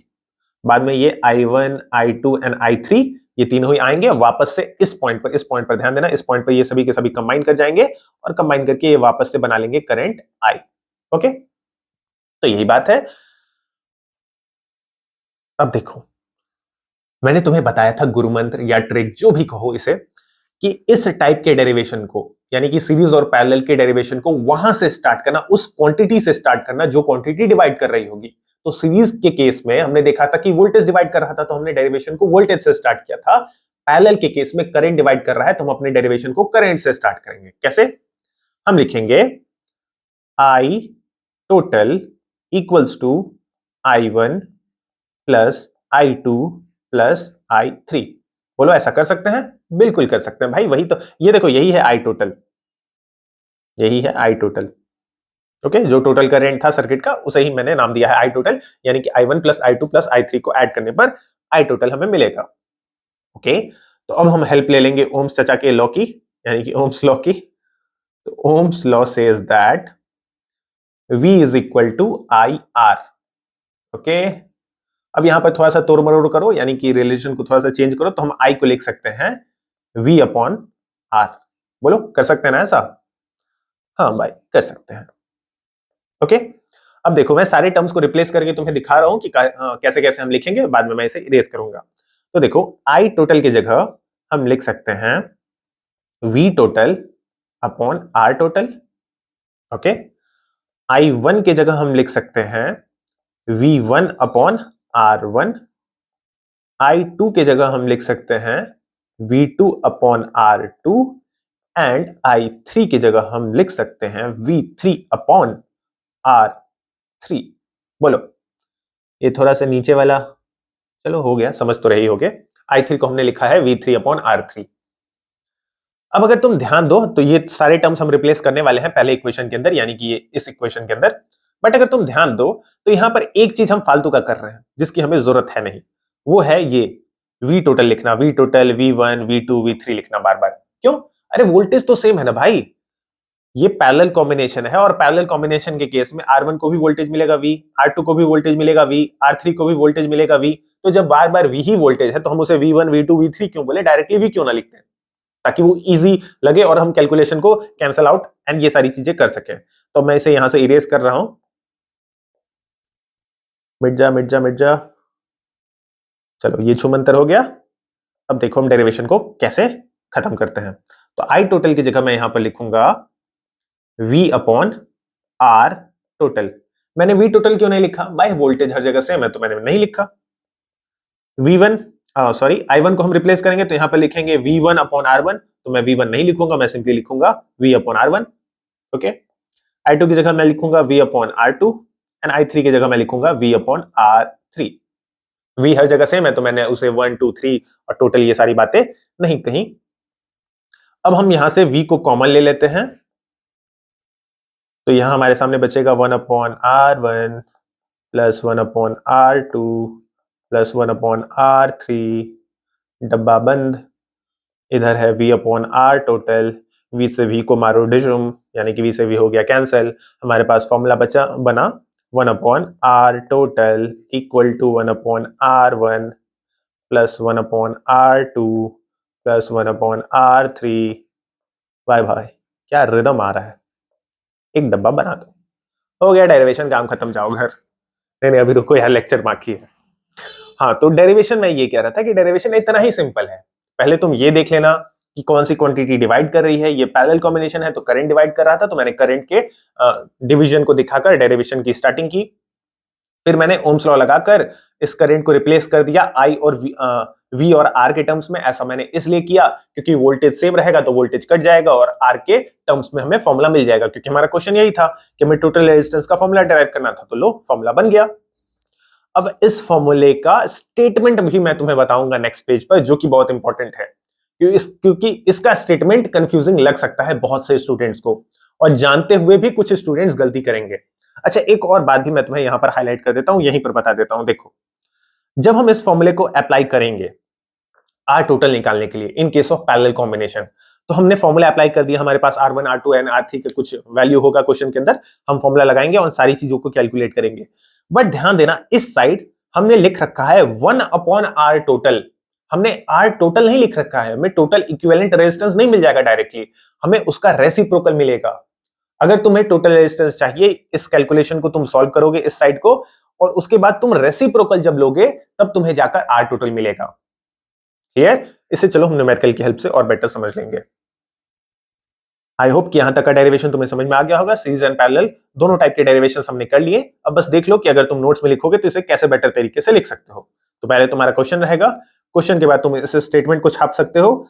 R1 R2 R3 तीन रेजिस्टर्स हैं जिसे हमने पैरेलल में कनेक्ट कर दिया। I1 I2 I3 तीन करंट है जो कि R1 R2 एंड R3 से रिस्पेक्टिवली फ्लो कर रहे हैं। डायग्राम में क्लियर है? देखो, I1 जो करंट है वो R1 से जा रहा है, I2 जो करंट है वो R2 से जा रहा है, I3 जो करंट है वो R3 से जा रहा है। बोल मुन्ना, ठीक। उसके बाद क्या है? V is the potential difference applied across combination. सही है, ठीक है। टोटल पोटेंशियल डिफरेंस V है तो बस V लिख देना। उसके बाद इस डब्बे के अंदर तुम अपने डेरिवेशन को छाप दो विद डायग्राम। एंड लास्ट का ये जो कंक्लूजन है ये इंपॉर्टेंट है, तो इसे ध्यान से समझा रहा हूं, अच्छे से समझो तुम भी। When the resistors are connected in parallel, the reciprocal of equivalent resistance, पीछे देखो यहां, चलो मैं फॉर्मूला लिख देता हूं। हमने फॉर्मूला लिखा था 1/R total equal to 1/R1 plus 1/R2 plus 1/R3। अब कोई ये मत पूछ देना भाई सर कि सर 4 रेजिस्टर्स होंगे तो क्या करेंगे, 5 होंगे तो क्या करेंगे, तो लिख लेना भाई 1/R4 प्लस 1/R5, बस उसे एक्सटेंड कर लो, यही सेम पैटर्न चलेगा आगे। चलो डॉट डॉट लगा देता हूं, डॉट डॉट डॉट। सीरीज में भी यही सेम काम, 4-5 रेजिस्टर्स आ जाए तो R1 plus R2 plus R3 plus R5 series वाले में, ये ऐसे ही चलेगा ये फॉर्मूला। अब देखो स्टेटमेंट क्या है, स्टेटमेंट को समझते हैं। स्टेटमेंट है the reciprocal of equivalent resistance. तो ये देखो, ये है इक्विवेलेंट रेजिस्टेंस और इसका मैंने क्या ले लिया है, इसका मैंने रेसिप्रोकल ले लिया है। रेसिप्रोकल मैथ्स में समझते होगे, 1 किसी नंबर को लिख दो तो वो रेसिप्रोकल हो जाता है। तो इक्विवेलेंट रेजिस्टेंस का हमने लिया है रेसिप्रोकल, इज इक्वल टू, तो बीच में हमने इक्वल टू का साइन लगाया। एक सेकेंड, देखो बीच में हमने इक्वल टू का साइन लगा दिया। Equal to the sum of the reciprocal of the individual resistances. इस स्टेटमेंट को याद भी कर लेना। तो ये जो इक्विवेलेंट रेजिस्टेंस है इसका अगर हम रेसिप्रोकल ले लें, और तो ये रेसिप्रोकल इक्वल होगा सभी इंडिविजुअल रेजिस्टेंसेस के रेसिप्रोकल के सम के। तो देखो 1/R1 हमने रेसिप्रोकल लिया है R1 का, R2 रेजिस्टेंस का हमने रेसिप्रोकल लिया है, R3 का हमने रेसिप्रोकल लिया है, और सभी को हमने ऐड कर दिया है, यानी कि सभी का हमने सम कर दिया है। तो ये आएगा इक्विवेलेंट रेजिस्टेंस के रेसिप्रोकल के इक्वल। इक्विवेलेंट रेजिस्टेंस नहीं मिल जाएगा हमें, इक्विवेलेंट रेजिस्टेंस का रेसिप्रोकल मिलेगा। तो हर जगह रेसिप्रोकल रेसिप्रोकल है, इस बात को ध्यान रखना। यहां पर हमारा पैरेलल कॉम्बिनेशन का डेरिवेशन भी खत्म हो जाता है। क्लियर? हम आगे चलते हैं और इसके रिगार्डिंग कुछ इंपॉर्टेंट बातों को डिस्कस करते हैं, जो कि ऑब्वियसली तुम्हें न्यूमेरिकल्स एंड बाकी सारे क्वेश्चंस को सॉल्व करने के दौरान हेल्प करेगा। So point number 1 says that if n resistors each having resistance R are connected in parallel, then equivalent resistance can be given by R total equal to R divided by n. n का मतलब है Munna number of resistors। ठीक भाई, n means number of resistors। अब इस statement को मैं example से समझा देता हूं, ये ज्यादा आसान होगा। सपोज कि मैंने ले लिया एक रेजिस्टर जिसका रेजिस्टेंस है लेट्स से कुछ भी मान लो 7 ओम मान लो। 7 ओम का एक रेजिस्टर मैंने ले लिया और इस तरीके के मैंने ले लिए लेट्स से 10 रेजिस्टर्स। मैंने 10 ऐसे रेजिस्टर्स उठा लिए। अब मैं चाहता हूं कि इन सभी रेजिस्टर्स को मैं पैरेलल वे में ऐड करूं, पैरेलल कनेक्शन बनाऊं इनके बीच। तो ठीक है, बना तो दूंगा, बट इसके बाद मुझे फाइंड करना होगा इक्विवेलेंट रेजिस्टेंस। तो इक्विवेलेंट रेजिस्टेंस के लिए मैं फॉर्मूला लिखूंगा 1/R total equal to 1/7 plus 1/7 plus 1/7, ऐसा करते करते मुझे जाना होगा 10 टाइम्स। 10 टाइम्स जाना होगा ना, R1 plus R2 1/R3 plus 1/R4 plus 1/R5, 10 times करना होगा। कितना हेडेक का काम है। फिर एलसीएम लो, ऐड करो, रेसिप्रोकल लो, ये सारी चीजें खत्म करो। डायरेक्टली हम इस फॉर्मूले का यूज कर लेंगे। हम लिखेंगे R total equal to R. R की वैल्यू क्या है? आर की वैल्यू है इस केस में 7। नंबर ऑफ रेजिस्टर्स हमने कितने कंबाइन किए? तो हमने 10 रेजिस्टर्स को कंबाइन किए, तो 7/10 आंसर हो गया 0.7 ओम। काम खत्म। इतना ही सिंपल है। हाँ, बट ये कंसेप्ट तब हेल्प करेगा जब सभी रेजिस्टर्स सेम वैल्यू के होंगे। ठीक है, तो एग्जाम में अगर मल्टीपल चॉइस क्वेश्चन के अंदर किसी भी जगह पर अगर ऐसा क्वेश्चन आ जाए तो बार बार वो फॉर्मूला 4 बार 5 बार फॉर्मूला लगाने की जरूरत नहीं, एलसीएम लेने की जरूरत नहीं है। डायरेक्टली कर देना, जो भी रेजिस्टेंस का वैल्यू होगा divided by number of resistors, equivalent resistance directly मिल जाएगा। इस केस में तुम्हें रेसिप्रोकल वगैरह लेने की भी कोई जरूरत नहीं है। क्लियर? डिस्कस करते हैं सेकंड पॉइंट को। In parallel combination the equivalent resistance, यानी कि जो टोटल रेजिस्टेंस है, इज लेसर देन, इसे हाईलाइट करो, lesser than the least resistance. इस एग्जांपल से समझ पाओगे। तो चलो मैं मान लेता हूं R1 का कुछ वैल्यू, लेट्स से ये है 2 ओम्स। R2 का वैल्यू मैं मान लेता हूं, लेट्स से ये है 3 ओम्स। R3 को कुछ मान लो यार 6 ओम। 3 रेजिस्टर्स मैंने ले लिए। ये तीनों की तीनों रेजिस्टर्स पैरेलली कनेक्टेड हैं, तो पहले हम R टोटल फाइंड करते हैं। अब यहां पर हमें फॉर्मूला लगाना होगा। क्लियर? तो मैं फॉर्मूला लगाता हूं, R1/R total equal to 1/R1 plus 1/R2 plus 1/R3, यानी कि 1/2 प्लस 1/3 प्लस 1/6। देखो कितना हेडेक का काम है। इसके बाद क्या करना होगा? इसके बाद हमें लेना होगा, चलो अगले लाइन में यहां करता हूं, हमें लेना होगा एलसीएम। एलसीएम हो जाएगा 6, यहाँ आएगा 3, यहाँ आएगा 2, यहाँ आएगा 1। ये है 1/R टोटल। इसे सॉल्व करो, ऊपर आएगा 6/6। चलो आसान था, ये तो 1 ओम हो गया। अब रेसिप्रोकल भी अगर हम लेते हैं तो आंसर R टोटल आएगा 1 ओम ही। ठीक है, तो इस केस में R टोटल तो बहुत ही अच्छा हमें मिल गया। R टोटल की वैल्यू है 1 ओम। इक्विवेलेंट रेजिस्टेंस आया 1 ओम का। अब ये जो 1 ओम आया, ये है इक्विवेलेंट रेजिस्टेंस। और अगर हम यहां पर गौर करें R1, R2 एंड R3 को अगर हम देखें, तो इन तीनों में अगर मैं तुमसे सिंपली क्वेश्चन पूछ लूं कि लीस्ट वैल्यू का रेजिस्टेंस कौन सा है, तो तुरंत तुम आंसर दे दोगे कि सर R1 को देखो, R1 सबसे कम वैल्यू का रेजिस्टर है, यानी कि इसके पास लीस्ट रेजिस्टेंस है। लीस्ट रेजिस्टेंस, लीस्ट मतलब कम, मिनिमम, लीस्ट मींस मिनिमम। तो R1 की वैल्यू यहां पर लीस्ट है, सबसे कम है। और R टोटल का वैल्यू कितना निकल कर आया? ये है 1 ओम। बट अगर तुम कंपेयर करो तो ये R टोटल जो है वो लीस्ट वैल्यू से भी कम है।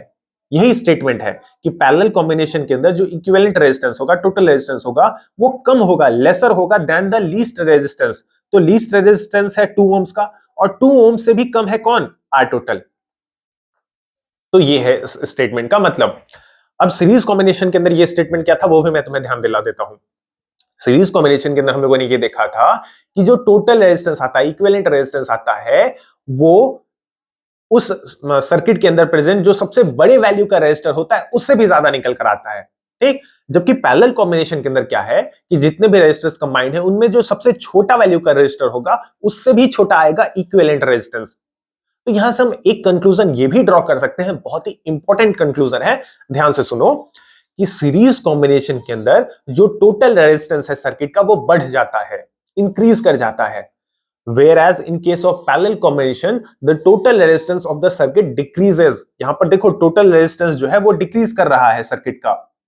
टोटल रेजिस्टेंस आया 1 ओम का, जबकि सर्किट के अंदर रेजिस्टर्स कनेक्टेड थे 2 ओम के, 3 ओम के, 6 ओम के। तो इन सभी वैल्यूज से कम वैल्यू का इक्विवेलेंट रेजिस्टेंस आ गया। तो ये हमारे लिए फायदेमंद है।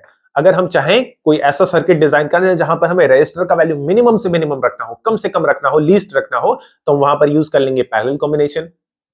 अगर कहीं पर हमें ऐसा सर्किट डिजाइन करना हो जहां पर हम चाहते हैं कि रेजिस्टर का वैल्यू सबसे ज्यादा हो, रेजिस्टेंस बढ़कर हमें मिले, तो वहां पर हम यूज कर लेंगे सीरीज कॉम्बिनेशन, क्योंकि सीरीज कॉम्बिनेशन के अंदर रेजिस्टेंस बढ़ता है, पैरेलल कॉम्बिनेशन के अंदर रेजिस्टेंस घटता है। एग्जांपल से हम देख सकते हैं। क्लियर? अच्छा, यहां पर मैं एक टास्क तुम्हें भी दे देता हूं, तुम इसे खुद से भी चेक कर लेना। पहले इसे इरेज करने दो। चलो मैं तुम्हें एक होमवर्क दे देता हूं छोटा सा। क्वेश्चन ये है तुम्हारे लिए कि R1 का वैल्यू ले लो 5 ओम, R2 का वैल्यू ले ले मुन्ना 10 ओम एंड R3 ले ले भाई 15 ओम। ठीक, सभी 5 के मल्टीपल्स। अब तुम ये डिसाइड करना, पहले तुम यहां पर निकालना equivalent resistance R total find करना in case of parallel combination. ये पैरेलल कॉम्बिनेशन का टॉपिक है, और तुम कंपेयर करना कि ये जो इक्विवेलेंट रेजिस्टेंस आया ये 5 ओम यानी कि इस केस में जो लीस्ट रेजिस्टेंस है इससे कम आ रहा है कि नहीं, ये आना चाहिए, क्योंकि हमने ये स्टेटमेंट में सीख लिया कि जो इक्विवेलेंट रेजिस्टेंस यानी कि जो R टोटल का वैल्यू आएगा वो 5 से भी कम होना चाहिए, जो सबसे छोटा वैल्यू का रेजिस्टेंस है उससे भी कम होना चाहिए। तो इसे तुम खुद से वेरीफाई करो, आंसर तुम मेरे को कमेंट में बताना कि R टोटल का वैल्यू यहां पर कितना आ रहा है। ओके, कमेंट करके बताना, काम चोरी नहीं। चलो थर्ड पॉइंट को डिस्कस करते हैं। Third point says that the maximum current flows through the resistor with minimum resistance and vice versa, that is current in a resistor is inversely proportional to its resistance. बहुत ही simple statement है, इसे मैं समझा देता हूं। देखो, हम जानते हैं ओम्स लॉ से V equal to I R. Parallel combination के केस में हम ये भी जानते हैं that V is constant. Constant मैं मान लेता हूं क्योंकि वोल्टेज हर जगह सेम है, वोल्टेज सेम है तो उसे कांस्टेंट कहने में कोई बुराई नहीं है, हम ऐसा कह सकते हैं। तो अगर ऐसा कंडीशन है दैट V कांस्टेंट हो गया तो I और R के बीच कैसा रिलेशन बनेगा? I और R के बीच बनेगा इनवर्स का रिलेशन। ठीक, अगर दो क्वांटिटीज का प्रोडक्ट कोई कांस्टेंट हो जाए तो वो क्वांटिटीज आपस में इनवर्सली रिलेटेड होते हैं।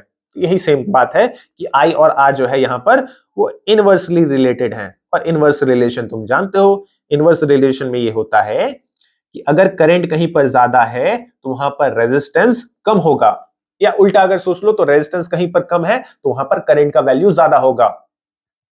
और सेकंड बात यह है कि अगर करंट कहीं पर कम है तो वहां पर रेजिस्टेंस ज्यादा रहा होगा, या रेजिस्टेंस के टर्म्स में सोचो तो अगर कहीं पर रेजिस्टेंस ज्यादा है तो वहां पर करंट कम रहेगा। ठीक है, तुम इसे जैसे भी सोचो, बट इनवर्स का रिलेशन हर जगह लागू होगा, यानी कि करंट ज्यादा तो रेजिस्टेंस कम, करंट अगर कहीं पर कम देख रहे हो यानी कि वहां पर रेजिस्टेंस ज्यादा रहा होगा इन case of parallel combination.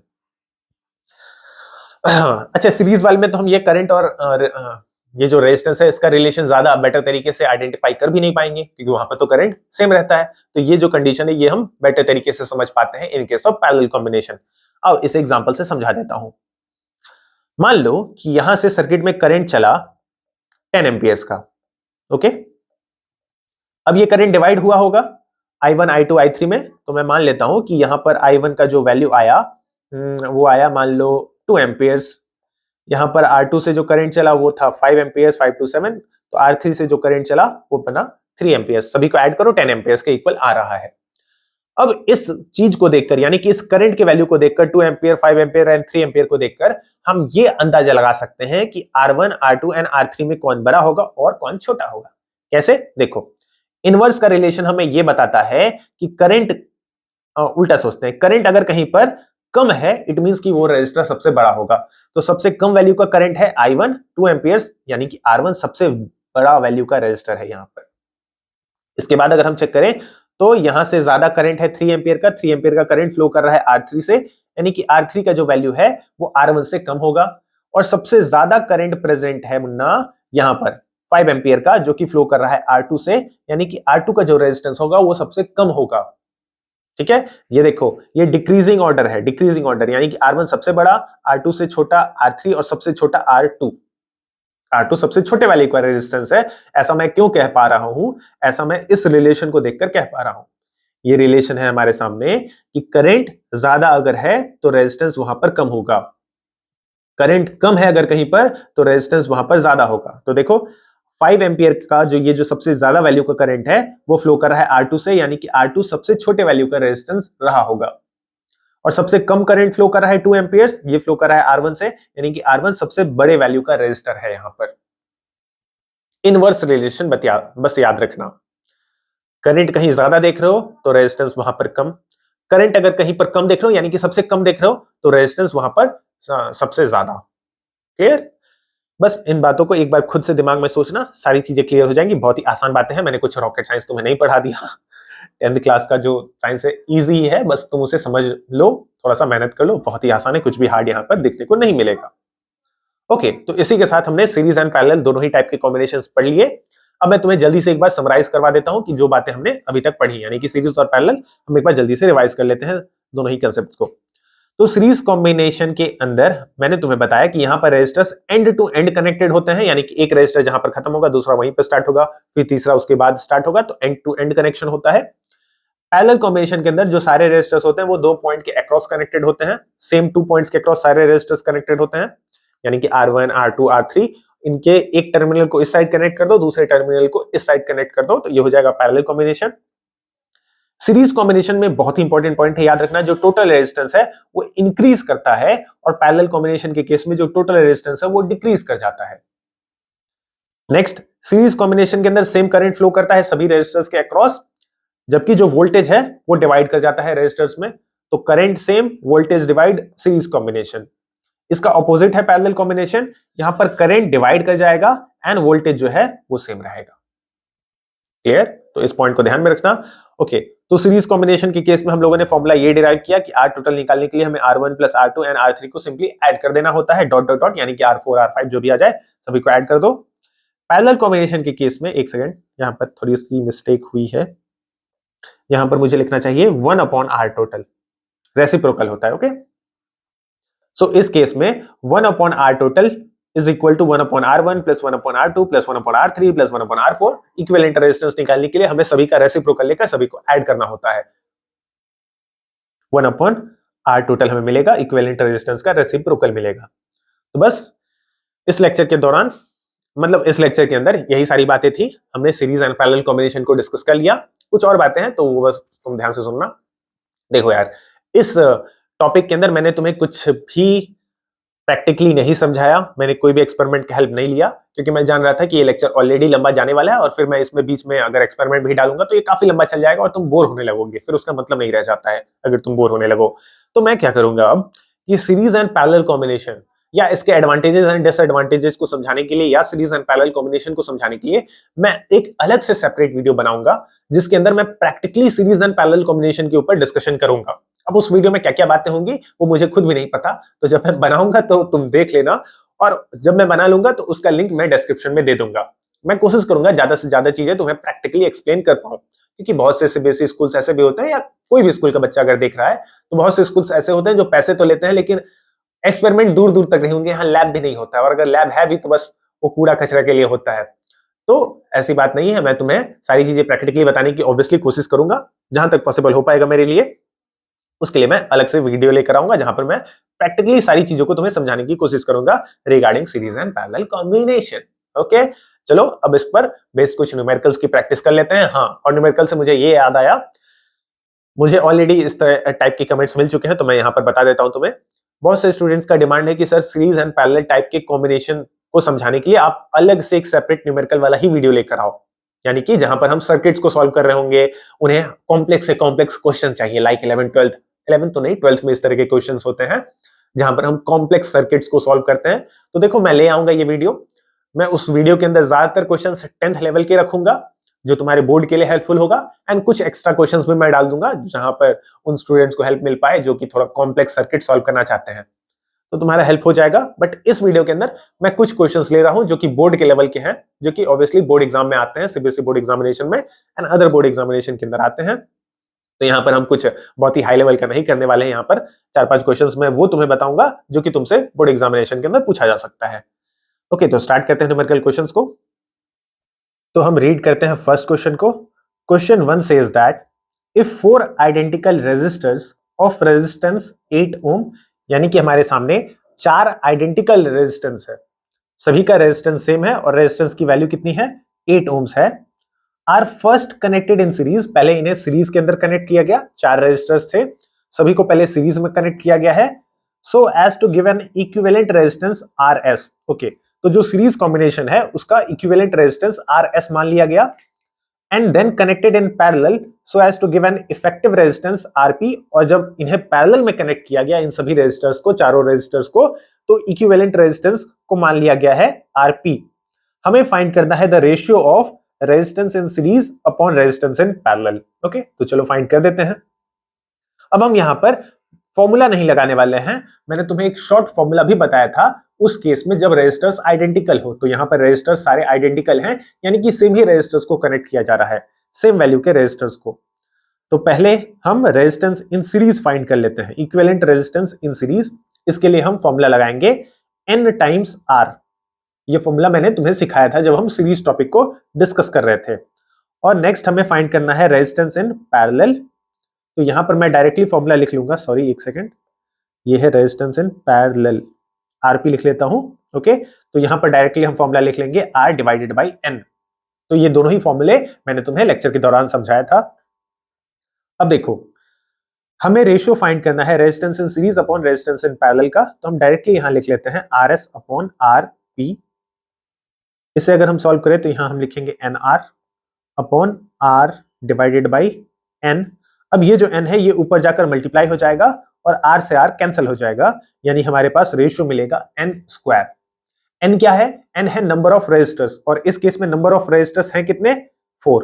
N की वैल्यू है यहां पर 4, तो 4 का स्क्वायर हो गया 16।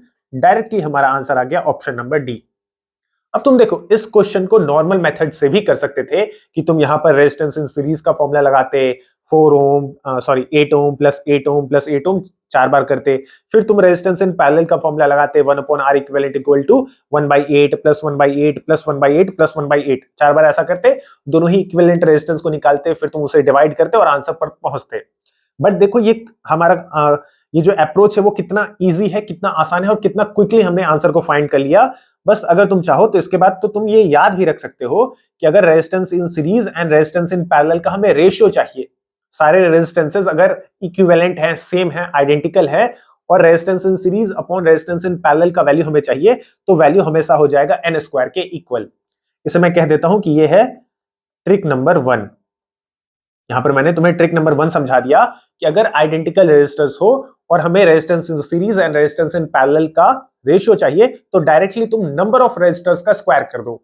इस केस में नंबर ऑफ रेजिस्टर्स थे 4 का स्क्वायर कर दिया मैंने, आ गया आंसर 16। तो इस केस में ये हमारा आंसर हो गया। बट इस क्वेश्चन के लिए मैं तुम्हें एक और अप्रोच भी बताता हूं, यानी कि एक और केस बता देता हूं। अगर तुमसे रेशियो पूछ लिया जाए resistance in parallel upon resistance in series, तो इसके लिए तुम याद रखना, अब ये वैल्यू हो जाएगा 1 अपॉन N स्क्वायर। तो इसे मैं कह देता हूं ट्रिक नंबर 2। ये सेकेंड ट्रिक है। अगर ये रेशियो सीरीज बाय पैरेलल ना पूछकर पैरेलल बाय सीरीज पूछ लिया जाए, तो वहां पर तुम इस ट्रिक का यूज करना, 1 अपॉन N स्क्वायर। कोई कैलकुलेशन करने की जरूरत नहीं है, बहुत ही इजीली क्विकली तुम आंसर बता दोगे, क्वेश्चन को देखकर ही आंसर बता दोगे, इतना फास्ट रहोगे। ठीक है, तो ये प्रीवियस ईयर के अंदर ये क्वेश्चन पूछा भी गया है, ऐसा मत सोचना कि ये मेरा बनाया हुआ क्वेश्चन है, ये PYQ क्वेश्चन है। यहां पर मैं कहीं पर मेंशन कर देता हूं, this is a PYQ question, previous year का क्वेश्चन है, ये पूछा जा चुका है इस तरीके का क्वेश्चन। तो अब सोचो एग्जामिनेशन हॉल में बैठकर तुम इतने सारे कैलकुलेशंस करो, वहां पर तो तुम्हें कैलकुलेशन करने की अगर जरूरत है तो तुम करो, तुम्हारे पास टाइम है तो तुम करो। बट अगर तुम आंसर वेरीफाई करना चाहते हो तो इस तरीके से MCQ क्वेश्चन को इजीली टैकल कर सकते हो। ठीक, हाँ, एक बात और बता देता हूं कि अगर ये क्वेश्चन MCQ में ना होकर अगर ये 1 या 2 मार्क्स के अंदर होता, तो तुम यहां पर नॉर्मल अप्रोच अपना सकते थे, तुम स्टेप लिख सकते थे, क्योंकि स्टेप में तुम्हें मार्क्स मिलेंगे। MCQ में स्टेप की कोई जरूरत नहीं है, तो तुम डायरेक्टली इस तरीके से कर सकते हो। ठीक है, तो हम आगे चलते हैं एंड नेक्स्ट क्वेश्चन को सॉल्व करते हैं। Question number 2, find the current flowing through the following electric circuit. और ये सीबीएसई 2024 का क्वेश्चन है, ये भी एक PYQ है। ओके, हमसे टोटल करंट पूछा जा रहा है। मैं यहां पर ये कैसे समझ गया कि टोटल करंट पूछा जा रहा है? देखो, जब तक क्वेश्चन में तुम्हें ये ना लिखा हो कि यहां पर कुछ मानना होगा यार, इसे कह देते हैं R1, इसे हम मान लेते हैं R2, इसे मैं कह देता हूं R3, 6 ओम वाले रेजिस्टर को मैं कह देता हूं R4 एंड 6 ओम, इस 6 ओम को कह देता हूं R5। तो मैं ये कह रहा हूं, अगर क्वेश्चन में तुमसे ये नहीं पूछा गया है कि R2 के अक्रॉस करंट फाइंड करो, R3 के अक्रॉस करंट फाइंड करो, R4 के अक्रॉस करंट फाइंड करो, तो तब तक तुम ये मानकर चलना कि तुमसे पूरे सर्किट का करंट पूछा जा रहा है। क्लियर? तो पूरे सर्किट का करंट हमसे पूछा गया है एंड वोल्टेज हमें गिवन है 4.5 वोल्ट्स। यानी कि मैं यहां पर लिख सकता हूं I total, total current in the circuit is equal to V total upon R total. बोलो, ऐसा लिखा जा सकता है कि नहीं? फ्रॉम ओम्स लॉ, मैंने यहां पर ओम्स लॉ का यूज किया। टोटल करंट इक्वल होगा total voltage divided by total resistance. अब टोटल वोल्टेज तो हमें यहां पर पता ही है, क्वेश्चन में गिवन है 4.5 वोल्ट्स ये क्वेश्चन में ऑलरेडी गिवन है, बट क्वेश्चन में हमें आर टोटल नहीं गिवन है। अगर आर टोटल भी गिवन रहता तो हम डायरेक्टली इन्हें डिवाइड करते और हमें आई टोटल मिल जाता, टोटल सर्किट का करंट मिल जाता, जो कि क्वेश्चन में हमसे पूछा गया है। तो अब हमारा अगला काम यही होगा कि हम पहले आर टोटल फाइंड करें, और जब हम आर टोटल फाइंड कर लेंगे तो वापस से हम इस फॉर्मूले में उस वैल्यू को पुट कर देंगे और हमें आंसर मिल जाएगा। चलो अब पूरे ध्यान से समझना कि इक्विवेलेंट रेजिस्टेंस या टोटल रेजिस्टेंस हम कैसे फाइंड करते हैं। इस क्वेश्चन के अंदर, क्वेश्चन नंबर 2 के अंदर, मैं तुम्हें बहुत ही आसान वे में, जो क्लास 10th के लिए अप्रोच हो सकता है, किस तरीके से हम स्टेटमेंट के फॉर्म में, जो सबसे इजी मेथड हो सकता है वो मैं बताने वाला हूं। मैं सारी चीजों को लिखकर यहां पर सॉल्व करवाऊंगा। इसके बाद के जो क्वेश्चन आएंगे, थर्ड क्वेश्चन, फोर्थ क्वेश्चन में अगर वापस से ऐसा कुछ आता है तो मैं वहां पर स्टेटमेंट नहीं लिखूंगा, मैं वहां पर डायरेक्टली सॉल्व करूंगा। तो ये जो मैं स्टेटमेंट्स लिख रहा हूं, तुम इस तरीके के एक दो क्वेश्चंस को प्रैक्टिस कर लेना, जिससे तुम्हारा ये मेथड क्लियर हो जाए। एक बार तुम्हें ये मेथड समझ में आ जाएगा, क्वेश्चन सॉल्व करना तुम सीख जाओगे, फिर तुम चाहोगे तो कुछ स्टेप्स को स्किप कर सकते हो, इतने सारे स्टेटमेंट लिखने की फिर तुम्हें जरूरत नहीं पड़ेगी।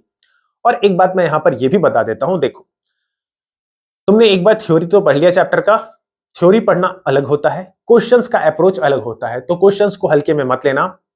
क्लास 10th पर ऑल्दो इतना हार्ड क्वेश्चन नहीं आता है कुछ भी, बट फिर भी तुम अभी से प्रैक्टिस रखो कि क्वेश्चन सॉल्व करना, यानी कि न्यूमेरिकल सॉल्व करना एक अलग पार्ट है पढ़ाई का। हम थ्योरी पढ़ते हैं, चैप्टर्स को याद करते हैं, डेफिनेशंस को याद करते हैं, फॉर्मूला याद करते हैं, डेरिवेशन याद करते हैं, वो एक पार्ट है पढ़ाई का। पढ़ाई का दूसरा पार्ट ये है कि हम न्यूमेरिकल क्वेश्चंस को सॉल्व करें, क्योंकि हर एक न्यूमेरिकल क्वेश्चन अपने आप में एक नया अप्रोच होता है, जो कि तुम्हें एक नई चीज सिखाएगा। जिन बच्चों को स्टार्टिंग से ही ये हैबिट नहीं होता है न्यूमेरिकल क्वेश्चंस को सॉल्व करने का, वो आगे की क्लासेस में साइंस लेकर सफर करते हैं। 11th-12th में तुम्हारी पढ़ाई बहुत ही ज्यादा डिफिकल्ट हो जाएगी अगर अभी से तुम्हें न्यूमेरिकल सॉल्व करने का आदत नहीं रहेगा। तो तुम न्यूमेरिकल्स को सॉल्व करो, एंड हमेशा इस बात को ध्यान रखना कि न्यूमेरिकल्स, जब तक तुमने किसी चैप्टर के रिगार्डिंग न्यूमेरिकल्स सॉल्व नहीं किए, तब तक तुम्हारा पढ़ाई अधूरा है उस चैप्टर के रिगार्डिंग, तुमने कुछ नहीं सीखा। क्योंकि जैसे ही तुम्हारे सामने न्यूमेरिकल क्वेश्चन आ जाएगा, तुम सारे कंसेप्ट को भूल जाओगे अपने, क्योंकि पढ़ाई का कंसेप्ट, जो थ्योरी का कंसेप्ट होता है, वो कई बार न्यूमेरिकल्स में हेल्प नहीं करता। हमने सीरीज एंड पैरेलल के लिए तो फॉर्मूला पढ़ लिया, बट क्या डायरेक्टली हम फॉर्मूला लगाकर इस क्वेश्चन को सॉल्व कर लेंगे? तो आंसर है नहीं। इस क्वेश्चन को हम कैसे सॉल्व करेंगे, चलो सीखते हैं। मैं बहुत ही आसान वे में तुम्हें बताऊंगा, तो बस ध्यान से समझते रहो। देखो, सीरीज एंड पैरेलल सर्किट्स को सॉल्व करने का तरीका यह है कि अगर हमारे सामने यहां पर टोटल पोटेंशियल डिफरेंस गिवन है, तो हम यहां पर मान लेते हैं करंट की कुछ वैल्यू। यहां से करंट चला आई, ओके, पॉजिटिव टर्मिनल से करंट स्टार्ट होगा हमेशा, तो पॉजिटिव साइड से हमने करंट को स्टार्ट किया, ये करंट चला, और ये सेम करंट आई करंट यहां तक भी पहुंचा। लेकिन जब ये करंट आई यहां पर पहुंचेगा, इस पॉइंट पर पहुंचेगा, तो अब इसके सामने दो रास्ते होंगे। एक रास्ता जो कि R2 एंड R3 से होकर जाएगा, सॉरी R2 से होकर जाएगा, और एक रास्ता जो कि नीचे वाले रेजिस्टर्स R4 एंड R5 से होकर जाएगा। तो करंट दो पार्ट्स में यहां पर डिवाइड करेगा। ऊपर वाले को मैं कह देता हूं कि यहां से जो करंट जा रहा है, ये करंट जा रहा है I1, ओके, एंड नीचे वाले के लिए मैं मान लेता हूं कि यहां से करंट जा रहा है I2। अब देखो, I1 करंट R2 से होकर जाएगा और इस पॉइंट तक पहुंचेगा, और I2 जो करंट है ये R4 एंड R5 से होकर जाएगा, और ये वापस यहां पर जाकर ये दोनों ही करंट्स I1 एंड I2 मिल जाएंगे, एंड अगेन ये इस पॉइंट R3 पर जब पहुंचेंगे तो यहां पर same he current I he current पहुंचेगा, यानी कि यहां पर कंबाइन होकर I करंट फॉर्म कर लेंगे, और यही सेम करंट I वापस से लौटकर बैटरी या सेल तक पहुंच जाएगा। क्लियर? तो ये मैंने तुम्हें डिवीजन सिखाया करंट का, ये हमने पहले भी सीख रखा है। अब देखो, जहां पर भी करंट सेम है, जिन रेजिस्टर्स के अक्रॉस करंट सेम है, वो सीरीज में कनेक्टेड होते हैं। यही तो डेफिनेशन था सीरीज सर्किट का, कि सीरीज सर्किट के अंदर रेजिस्टर्स के अक्रॉस करंट सेम रहेगा। तो हम चेक करते हैं यहां, अगर हम यहां पर ध्यान से देखें तो देखो, R4 एंड R5 के अक्रॉस सेम करंट पास कर रहा है, विच इज I2।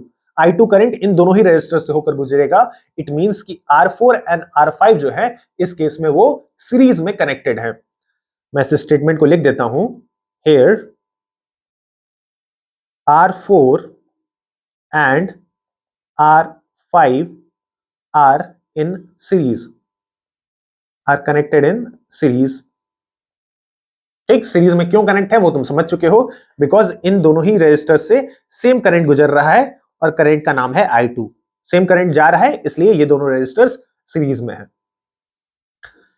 एंड आगे मैं लिखता हूं, let there equivalent resistance means total resistance be R6, तो R6 क्या मैंने मान लिया, R6 है R4 एंड R5 का टोटल रेजिस्टेंस। जब हम इन्हें ऐड करेंगे सीरीज या पैरेलल, जिस भी तरीके से ये कनेक्टेड है, जब हम इन्हें ऐड कर देंगे तो जो इक्विवेलेंट मिलेगा, जो टोटल मिलेगा, उसका नाम मैंने मान लिया R6 होगा। ओके, तो अब मैं यहां पर लिख सकता हूं R6 equal to R4 plus R5। अच्छा ध्यान से देखो, ये जो फॉर्मूला मैंने लगाया, ये फॉर्मूला कौन सा है, ये फॉर्मूला है सीरीज का, क्योंकि R4 एंड R5 कैसे कनेक्टेड है, ये सीरीज में कनेक्टेड है, तो मैंने सीरीज का फॉर्मूला यहां पर यूज कर लिया। अब बस मैं इन वैल्यूज को पुट कर दूंगा। R4 का वैल्यू है 6, अच्छा R5 का भी वैल्यू है 6, तो ये इजी हमारे लिए, हम इसे ऐड कर देंगे, आंसर आ गया 12 ओम्स। तो ये 12 ओम क्या आया, ये 12 ओम आया, इक्विवेलेंट आया 4 एंड 5, R4 एंड R5 जो रेजिस्टर्स थे, उन्हें जब हम ऐड करेंगे तो हमें इक्विवेलेंट मिलेगा 12 ओम। ओके, इसका ये भी मतलब है, अगर हम चाहें, ये बात भी मैं यहां पर बता रहा हूं, अगर हम चाहें तो R4 and R5 in resistors को हटाकर उसके जगह हम एक सिंगल रेजिस्टर कनेक्ट कर सकते हैं जिसकी वैल्यू होगी 12 ओम, क्योंकि इन दोनों को ऐड करने पर 12 ओम आ रहा है, तो इन दोनों को हटाकर 12 ओम का एक रेजिस्टर वहां लगाया जा सकता है। खैर, हम आगे चलते हैं और अब हम देख लेते हैं कि ये जो करंट है, अब तुम ध्यान देना, नेक्स्ट स्टेप पर हम आते हैं। अगला स्टेप ये है कि ये देखो, R2 के अक्रॉस करंट जा रहा है I1 एंड नीचे करंट गया I2। तो I2 से जो करंट गया वो दो रेजिस्टर में गया, R4 एंड R5 में, तो हमने R4 एंड R5 का इक्विवेलेंट निकाल दिया 12 ओम। ऊपर करंट डिफरेंट है, करंट अगर डिफरेंट है तो ये पैरेलल में कनेक्टेड है। पैरेलल कॉम्बिनेशन में मैंने क्या समझाया था कि voltage same, current different, current divide हो रहे हैं। तो देखो यहां पर करंट अलग अलग है, ऊपर करंट है I1, नीचे करंट है I2, यानी कि ऊपर का जो भी रेजिस्टर है वो नीचे वाले रेजिस्टर्स के साथ पैरेलली कनेक्टेड है। तो नीचे के जो दो रेजिस्टर्स है उसे तो हमने ऑलरेडी ऐड कर रखा है, उसका वैल्यू आया 12 ओम और हमने नाम दे दिया है उसे R6, यानी कि मैं कह सकता हूं कि R6 और R2 जो है वो पैरेलली कनेक्टेड है, क्योंकि दोनों के अंदर करंट डिफरेंट डिफरेंट फ्लो कर रहा है। इसी बात को मैं लिख देता हूं, now R2 and R6 are in parallel। अब पैरेलल क्यों है, तो वही सिंपल सा जवाब, बिकॉज इन दोनों के अंदर डिफरेंट वैल्यू का करंट फ्लो कर रहा है। ऊपर करंट फ्लो कर रहा है R1 और सॉरी I1, नीचे करंट फ्लो कर रहा है I2, तो करंट डिफरेंट है, so they are connected in parallel. आगे हम मान लेते हैं, लेट देयर इक्विवेलेंट रेजिस्टेंस यानी कि टोटल रेजिस्टेंस बी R7। मैंने इक्विवेलेंट रेजिस्टेंस को मान लिया R7। ओके, किनके इक्विवेलेंट को, R2 और R6 के इक्विवेलेंट को। अगर ये पैरेलली कनेक्टेड है तो यहां पर हमें पैरेलल कॉम्बिनेशन का फॉर्मूला लगाना होगा। मैं इसे यहां पर सॉल्व कर देता हूं, ठीक है, यहां पर थोड़ा सा स्पेस हमें कम मिल रहा है, मैं इसे इस जगह सॉल्व कर लूं। चलो नेक्स्ट पेज पर सॉल्व कर लेता हूं, आ जाओ, इसे मैं यहां पर सॉल्व करके दिखाता हूं। देखो, R2 एंड R6 पैरेलल में कनेक्टेड हैं। पीछे वाले स्टेटमेंट को मैं शॉर्ट में यहां लिख देता हूं, ये पैरेलल में कनेक्टेड हैं और इसके इक्विवेलेंट को हमने मान रखा है R7। तो यहां पर मैं पैरेलल वाला फॉर्मूला लगाऊंगा। पैरेलल वाला फॉर्मूला होता है 1/R equivalent equal to 1/R1 plus 1/R2 plus 1/R3। तो मैंने इक्विवेलेंट मान रखा है R7, तो मैं लिखूंगा 1/R7 equal to 1/R2 plus 1/R6। ठीक है, ये फॉर्मूला हो गया। अब फॉर्मूले के अंदर वैल्यूज पुट कर दो। R2 का वैल्यू हम यहां से चेक कर लेते हैं। R2 का वैल्यू है, देखो 6 ओम, ये है R2 6 ओम का, और R6 का वैल्यू है 12 ओम। तो 1/6 प्लस 1/12, हम एलसीएम ले लेंगे, एलसीएम आ जाएगा 12, ऊपर यहां बना 6, ये बना 1, 1/R7 is equal to 12, sorry 3/12, R7 will be equal to 12 divided by 3, हमें रेसिप्रोकल लेना पड़ा, इज इक्वल टू 4 ओम्स। तो ये हमने इक्विवेलेंट निकाला, अभी भी हमने टोटल रेजिस्टेंस नहीं निकाला है, हमने केवल इक्विवेलेंट निकाला। कहां तक का, हमने इन तीनों रेजिस्टर्स R4, R5, R2 का इक्विवेलेंट निकाल दिया। ठीक है, इन सभी का इक्विवेलेंट आया 4 ओम्स। इसे मैं बेटर डायग्राम में समझाता हूं। यहां पर तुम देखो, अभी तक हम लोगों ने क्या किया, मैं दोबारा से बता रहा हूं। हम लोगों ने इस रेजिस्टर, जिसे हमने नाम दिया था R4 आई थिंक, हाँ, इसे हमने R4 माना था, इसे हमने माना था R5। पहले हम लोगों ने इन दोनों का इक्विवेलेंट निकाल लिया, जो कि आया 12 ओम। फिर हमने ये देखा कि इन दोनों के जगह हम लगा सकते हैं एक 12 ओम का रेजिस्टर, और ये 12 ओम का ये जो रेजिस्टर यहां लगेगा वो इस 6 ओम वाले रेजिस्टर के साथ पैरेलली कनेक्टेड है। तो मैंने इस 6 ओम और 12 ओम का पैरेलल वाला इक्विवेलेंट निकाल लिया, जो कि निकल कर आया हमारे पास 4 ओम्स। इन बातों का ये मतलब है कि अगर हम चाहें, एक सेकंड रुकना, मैं इसे इरेज कर लूं। तो अगर हम चाहें तो हम इन तीनों ही रेजिस्टर्स 6 और ये 6 वाले ये जो रेजिस्टर्स है, इन तीनों ही रेजिस्टर्स को हटाकर यहां पर हम एक सिंपली 4 ओम का रेजिस्टर लगा सकते हैं। इक्विवेलेंट रेजिस्टेंस का यही मतलब होता है कि इन तीनों ही रेजिस्टर्स को हटाकर, सर्किट से इन्हें हटाकर, इन तीनों के जगह हम एक 4 ओम का रेजिस्टर यहां पर अप्लाई कर सकते हैं। तो अगर हम ऐसा कर देंगे तो हमारे पास डायग्राम क्या बनेगा सर्किट का, वो तुम देखो। पहले कनेक्टेड है एक 3 ओम का रेजिस्टर, और उसके बाद अगर मैं इन तीनों को उठाकर फेंक दूं और इसके जगह लगा दूं एक 4 ओम का रेजिस्टर, और लास्ट में यहां पास हमारे पास है 3 ओम का एक और रेजिस्टर, तो हमारा डायग्राम, सर्किट डायग्राम कुछ ऐसा लगेगा देखने में। बाद में ये जाकर कनेक्टेड है सेल या फिर बैटरी से, जिसका वोल्टेज है 4.5 वोल्ट्स। इस तरीके से हम अपने सर्किट को सिंप्लीफाई करते हैं। हमारा सर्किट कई बार कॉम्प्लेक्स हो सकता है, अभी तो ये कुछ भी नहीं है, 10th के लेवल पर ये कुछ भी नहीं है। जैसे जैसे आप हायर क्लासेस में जाओगे सर्किट और भी ज्यादा कॉम्प्लेक्स होगा, तो हमें करना ये होता है कि स्टेप बाय स्टेप करके हमें सर्किट को सिंप्लीफाई करना होता है। सर्किट के कई रेजिस्टर्स को कंबाइन करके उनकी जगह एक इक्विवेलेंट लगाएंगे, फिर अगर फर्दर कॉम्बिनेशन पॉसिबल है तो उन्हें कंबाइन करके वहां पर भी हम इक्विवेलेंट लगाएंगे। लास्ट में हम कोशिश करेंगे हमारा सर्किट जितना से जितना सिंपल हो सके, ताकि हम अपने कैलकुलेशन को इजीली कर पाए। ओके, तो मैंने देखो इस कॉम्प्लेक्स से सर्किट को इस तरीके से सिंप्लीफाई कर दिया तुम्हारे लिए। अब क्या बचा, अब तो तुम देख ही सकते हो। यहां हम देख लेते हैं कि इनका नाम हमने क्या रखा था। पहले वाले का नाम हमने रखा था R1, ये है R1। इसका नाम हमने रखा था, कुछ रखा था क्या, R7 हमने इसे नाम दिया था। ये 4 ओम वाले को हमने R7 कहा था, और इसका नाम हमने रखा था, इस 3 ओम वाले का नाम हमने रखा था, यहां पर देखो R3, ये है R3। यानी कि R1, R7 और R3, अब ये 3 रेजिस्टर्स हमारे सामने बचे, और कोई अंधा भी देखकर बता देगा अंधा कैसे देखेगा यार, बट बहुत ही इजीली तुम देखकर बता दोगे कि यहां से अब जो भी करंट चल रहा होगा आई, वही सेम करंट R1 से भी जाएगा, R7 से भी जाएगा, R3 से भी जाएगा। यानी कि ये तीनों ही रेजिस्टर्स कैसे कनेक्टेड हैं, यस, ये तीनों ही रेजिस्टर्स सीरीज में कनेक्टेड हैं। अब चाहो तो स्टेटमेंट लिखो या मत लिखो, मैं चलो लिख देता हूं एक बार को। इन चीजों को मैं इरेज करता हूं थोड़ा यहां से, मैं यहां पर लिख सकता हूं स्टेटमेंट।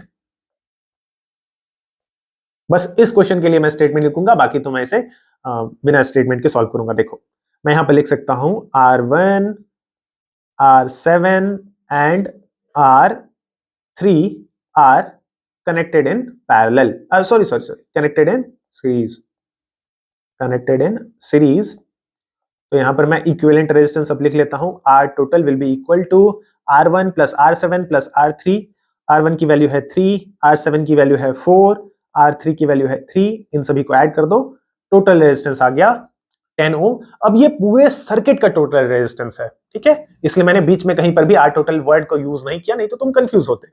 R टोटल, अब पूरे सर्किट का इक्विवेलेंट रेजिस्टेंस हमने फाइंड कर लिया, this is equal to 10 ohms. But ये हमारा क्वेश्चन नहीं था, क्वेश्चन में हमसे पूछा गया था टोटल करंट। हम वापस से इस फॉर्मूले पर आ जाएंगे। यहां पर देखो ये जो बॉक्स मैंने बनाकर रखा है पहले से ही, हम इस फॉर्मूले को यूज करते हैं। हम यहां पर लिखेंगे I total is equal to V total upon R total. V total का वैल्यू हमें पता है 4.5 वोल्ट्स, क्वेश्चन में गिवन था। R टोटल हमने फाइंड कर लिया 10 ओम्स। यूनिट का कोई प्रॉब्लम नहीं है, यूनिट का भी ध्यान रखना, यूनिट का यहाँ पर कोई प्रॉब्लम नहीं है, सारे के सारे यूनिट्स अपने SI फॉर्म में है, तो सिंपली हम इसे डिवाइड कर देंगे। आंसर आया 0.45 एम्पियर्स, ये हमारा आंसर हो गया। तो इस तरीके से तुम क्वेश्चन को अप्रोच कर सकते हो स्टार्टिंग में। बाद में तो तुम सीख जाओ तो बहुत कुछ तो तुम देख के ही कर दोगे, आधा क्वेश्चन तो तुम देख कर ही सॉल्व कर लोगे। हाँ, वो बात अलग है कि पेपर में लिखना एक अलग बात हो जाती है, ठीक है, क्वेश्चन सॉल्व करना एक अलग चीज है, उसे रिप्रेजेंट करके दिखाना और मार्क्स लेकर आना वो एक अलग चीज होता है। तो उस चीज को भी धीरे धीरे तुम प्रैक्टिस करो, क्योंकि बोर्ड एग्जामिनेशन में तुम्हारा कॉपी जाएगा चेक होने के लिए, तो आंसर तुम कैसे फ्रेम करोगे, स्टेटमेंट कैसे लिखोगे, ये सारी चीजें भी मैटर करती हैं। तो इसलिए मैंने एक क्वेश्चन तुम्हें बाकायदा पूरे स्टेटमेंट के साथ लिख कर बता दिया कि इस तरीके से तुम चाहो तो स्टेटमेंट को लिख सकते हो, क्वेश्चन को सॉल्व कर सकते हो। एक मार्क्स, सिंगल मार्क्स भी नहीं काटा जाएगा अगर तुम इस तरीके से क्वेश्चन को अप्रोच करोगे। बाकी अब मैं क्वेश्चन को ये बता देता हूं कि क्वेश्चन को हम कैसे डायरेक्ट वे में भी कर सकते हैं। नेक्स्ट क्वेश्चन पर हम चलते हैं, question number 3। Question says that in the given circuit determine the value of total resistance of the circuit. एक मिनट भाई, पानी P low.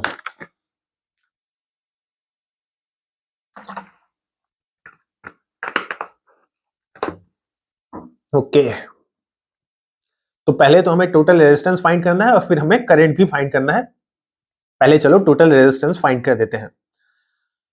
Again same approach तुम्हें अपनाना है। ये रही बैटरी, बैटरी का वोल्टेज गिवन है 6 वोल्ट। इस बैटरी से कुछ ना कुछ करंट चलेगा, मैं करंट को नाम दे देता हूं आई करंट। यही same current I ammeter से भी होकर गुजरेगा, लेकिन जब ये करंट आई यहां पर पहुंचेगा तो अब इसके सामने दो रास्ते होंगे, तो करंट डिवाइड कर जाएगा। ऊपर वाले को हम कह देते हैं I1, नीचे जो करंट गया उसे हम कह देते हैं I2। अब तुम चेक करो तो 10 ओम्स एंड 50 ओम्स के अंदर, दोनों के अंदर सेम करंट I1 जाएगा, यानी कि 10 ओम्स एंड 50 ओम्स सीरीज में कनेक्टेड हैं। तो मैं सिंपली लिखूंगा 10 ohm and 50 ohm resistors are connected in series। ये दोनों सीरीज में कनेक्टेड हैं, तो इनका इक्विवेलेंट मैं निकाल लेता हूं पहले। R dash equal to 10 ohm प्लस 50 ohm which is equal to 60 ohms। तो मैंने इन दोनों को सॉल्व कर लिया। अब अगर हम चाहें तो 10 एंड 50 ohm के रेजिस्टर्स को हटाकर उसके जगह डायरेक्टली एक 60 ohm का रेजिस्टर उस जगह पर लगा सकते हैं। ओके, नाउ ये जो R डैश है, यानी कि इन 10 और 50 को हटाकर अगर इसकी जगह, रुको मैं एक अलग कलर के पेन से दिखाता हूं तुम्हें। इस 10 और 50 को हटाकर अगर हम इसके जगह एक 60 ओम का रेजिस्टर लगा लें, तो ये जो 60 ओम का रेजिस्टर होगा वो नीचे वाले 30 ओम के रेजिस्टर के साथ पैरेलली कनेक्टेड होगा। और बेटर तरीके से इस डायग्राम में देखो, मैं ये कह रहा हूं कि 10 और 50 वाले देखो, इन दोनों को मैं मिटाता हूं। इन दोनों की जगह अगर मैं यहां पर एक, कितना आया था इक्विवेलेंट, 60 ओम आया था। इन दोनों की जगह अगर मैं यहां पर एक 60 ओम का रेजिस्टर लगा दूं, तो ये जो 60 ओम का रेजिस्टर है वो इस 30 ओम वाले रेजिस्टर के साथ पैरेलली कनेक्टेड है, क्योंकि दोनों के अंदर करंट डिफरेंट है। ऊपर करंट है I1, नीचे करंट है I2, तो ये दोनों पैरेलली कनेक्टेड है। तो मैं इसे सॉल्व करता हूं, लिखता हूं R डैश एंड 30 ओम ये रेजिस्टर्स कनेक्टेड हैं इन पैरेलल। तो मैं यहां पर अब पैरेलल वाला फॉर्मूला लगा लूंगा, पैरेलल कॉम्बिनेशन का। ओके, देखो अगर हम चाहें तो यहाँ पर पैरेलल कॉम्बिनेशन का वो फॉर्मूला लगा सकते हैं, 1/r total is equal to 1/r1 plus 1/r2। चलो मैं पहले उसे ही दिखा देता हूँ। हम यहाँ पर फॉर्मूला लगा लेंगे 1/r total is equal to 1/r dash plus 1/30। Okay, हम इसे सॉल्व करेंगे। r डैश की वैल्यू पुट कर देते हैं। r डैश की वैल्यू है 60 प्लस 1/30। पहले मैं इसे नॉर्मल अप्रोच से करके दिखा रहा हूँ, फिर मैं इसके लिए एक शॉर्ट ट्रिक भी तुम्हें बताऊंगा। 60 एंड 30 इनका एलसीएम हो जाएगा 60, ये हो गया 1, ये हो गया 2। R टोटल को हम लिखेंगे R, एक सेकंड भाई क्या कर रहा हूं, 1/R टोटल को हम लिखेंगे 3/60, जहां से हम लिख सकते हैं R total is equal to 60/3 which is equal to 20 ohms। तो ये हो गया हमारे पहले पार्ट का आंसर। हमने इक्विवेलेंट रेजिस्टेंस, टोटल रेजिस्टेंस इस सर्किट का फाइंड कर दिया, जो कि आया 20 ohms। अब मैं तुम्हें ये बता रहा था कि इस अप्रोच के जगह, यानी कि ये जो हमने R टोटल निकालने के लिए ये जो फॉर्मूला लगाया इक्विवेलेंट रेजिस्टेंस का इन केस ऑफ पैरेलल कॉम्बिनेशन, इसके जगह हम एक और फॉर्मूले का भी यूज करते हैं या कर सकते हैं। फॉर्मूला क्या है या ट्रिक क्या है, देखो ये पैरेलल कॉम्बिनेशन के लिए है, कहीं पर लिख के बताता हूं। देखो पैरेलल के केस में, पैरेलल कॉम्बिनेशन के केस में अगर दो रेजिस्टर्स हो, केवल दो रेजिस्टर्स के लिए फॉर्मूला है, क्योंकि ज्यादातर केसेस में तुम्हारे सामने दो रेजिस्टर्स आ जाएंगे पैरेलल के केस में। R1 एंड R2 दो रेजिस्टर्स हैं जो कि पैरेलली कनेक्टेड हैं, तो यहां पर इक्विवेलेंट रेजिस्टेंस R टोटल निकालने के लिए तुम डायरेक्ट फॉर्मूला लगा सकते हो R1 into R2 upon R1 plus R2। और कई बार ये फॉर्मूला तुम्हारा टाइम भी बचा देगा और बहुत ही इजीली तुम कर लोगे। यहां पर गलती होने के चांसेस भी कम है, क्योंकि कई बच्चे एलसीएम लेने में, ऊपर नीचे करने में, रेसिप्रोकल लेने में गलती कर देते हैं। इस फॉर्मूला के अंदर गलती होने के कम चांसेस है और ये जल्दी तुम्हें रिजल्ट भी दे देगा। देखो मैं यहां पर करके दिखाता हूं। इस केस में हम निकाले अगर R total is equal to, तो R डैश इंटू 30 मैं करूंगा, अपॉन लिखूंगा R डैश प्लस 30। ठीक, R डैश की वैल्यू है 60, तो मैं लिखूंगा 60 into 30 divided by 60 plus 30 is equal to 90। 0 से 0 कैंसिल, 3 टाइम्स 9 गया। अब देखो 3 से डिवाइड करो 60 में, तो आंसर आ गया 20 ohms। तो सेम आंसर आ रहा है, देखो 20 ohms and 20 ohms।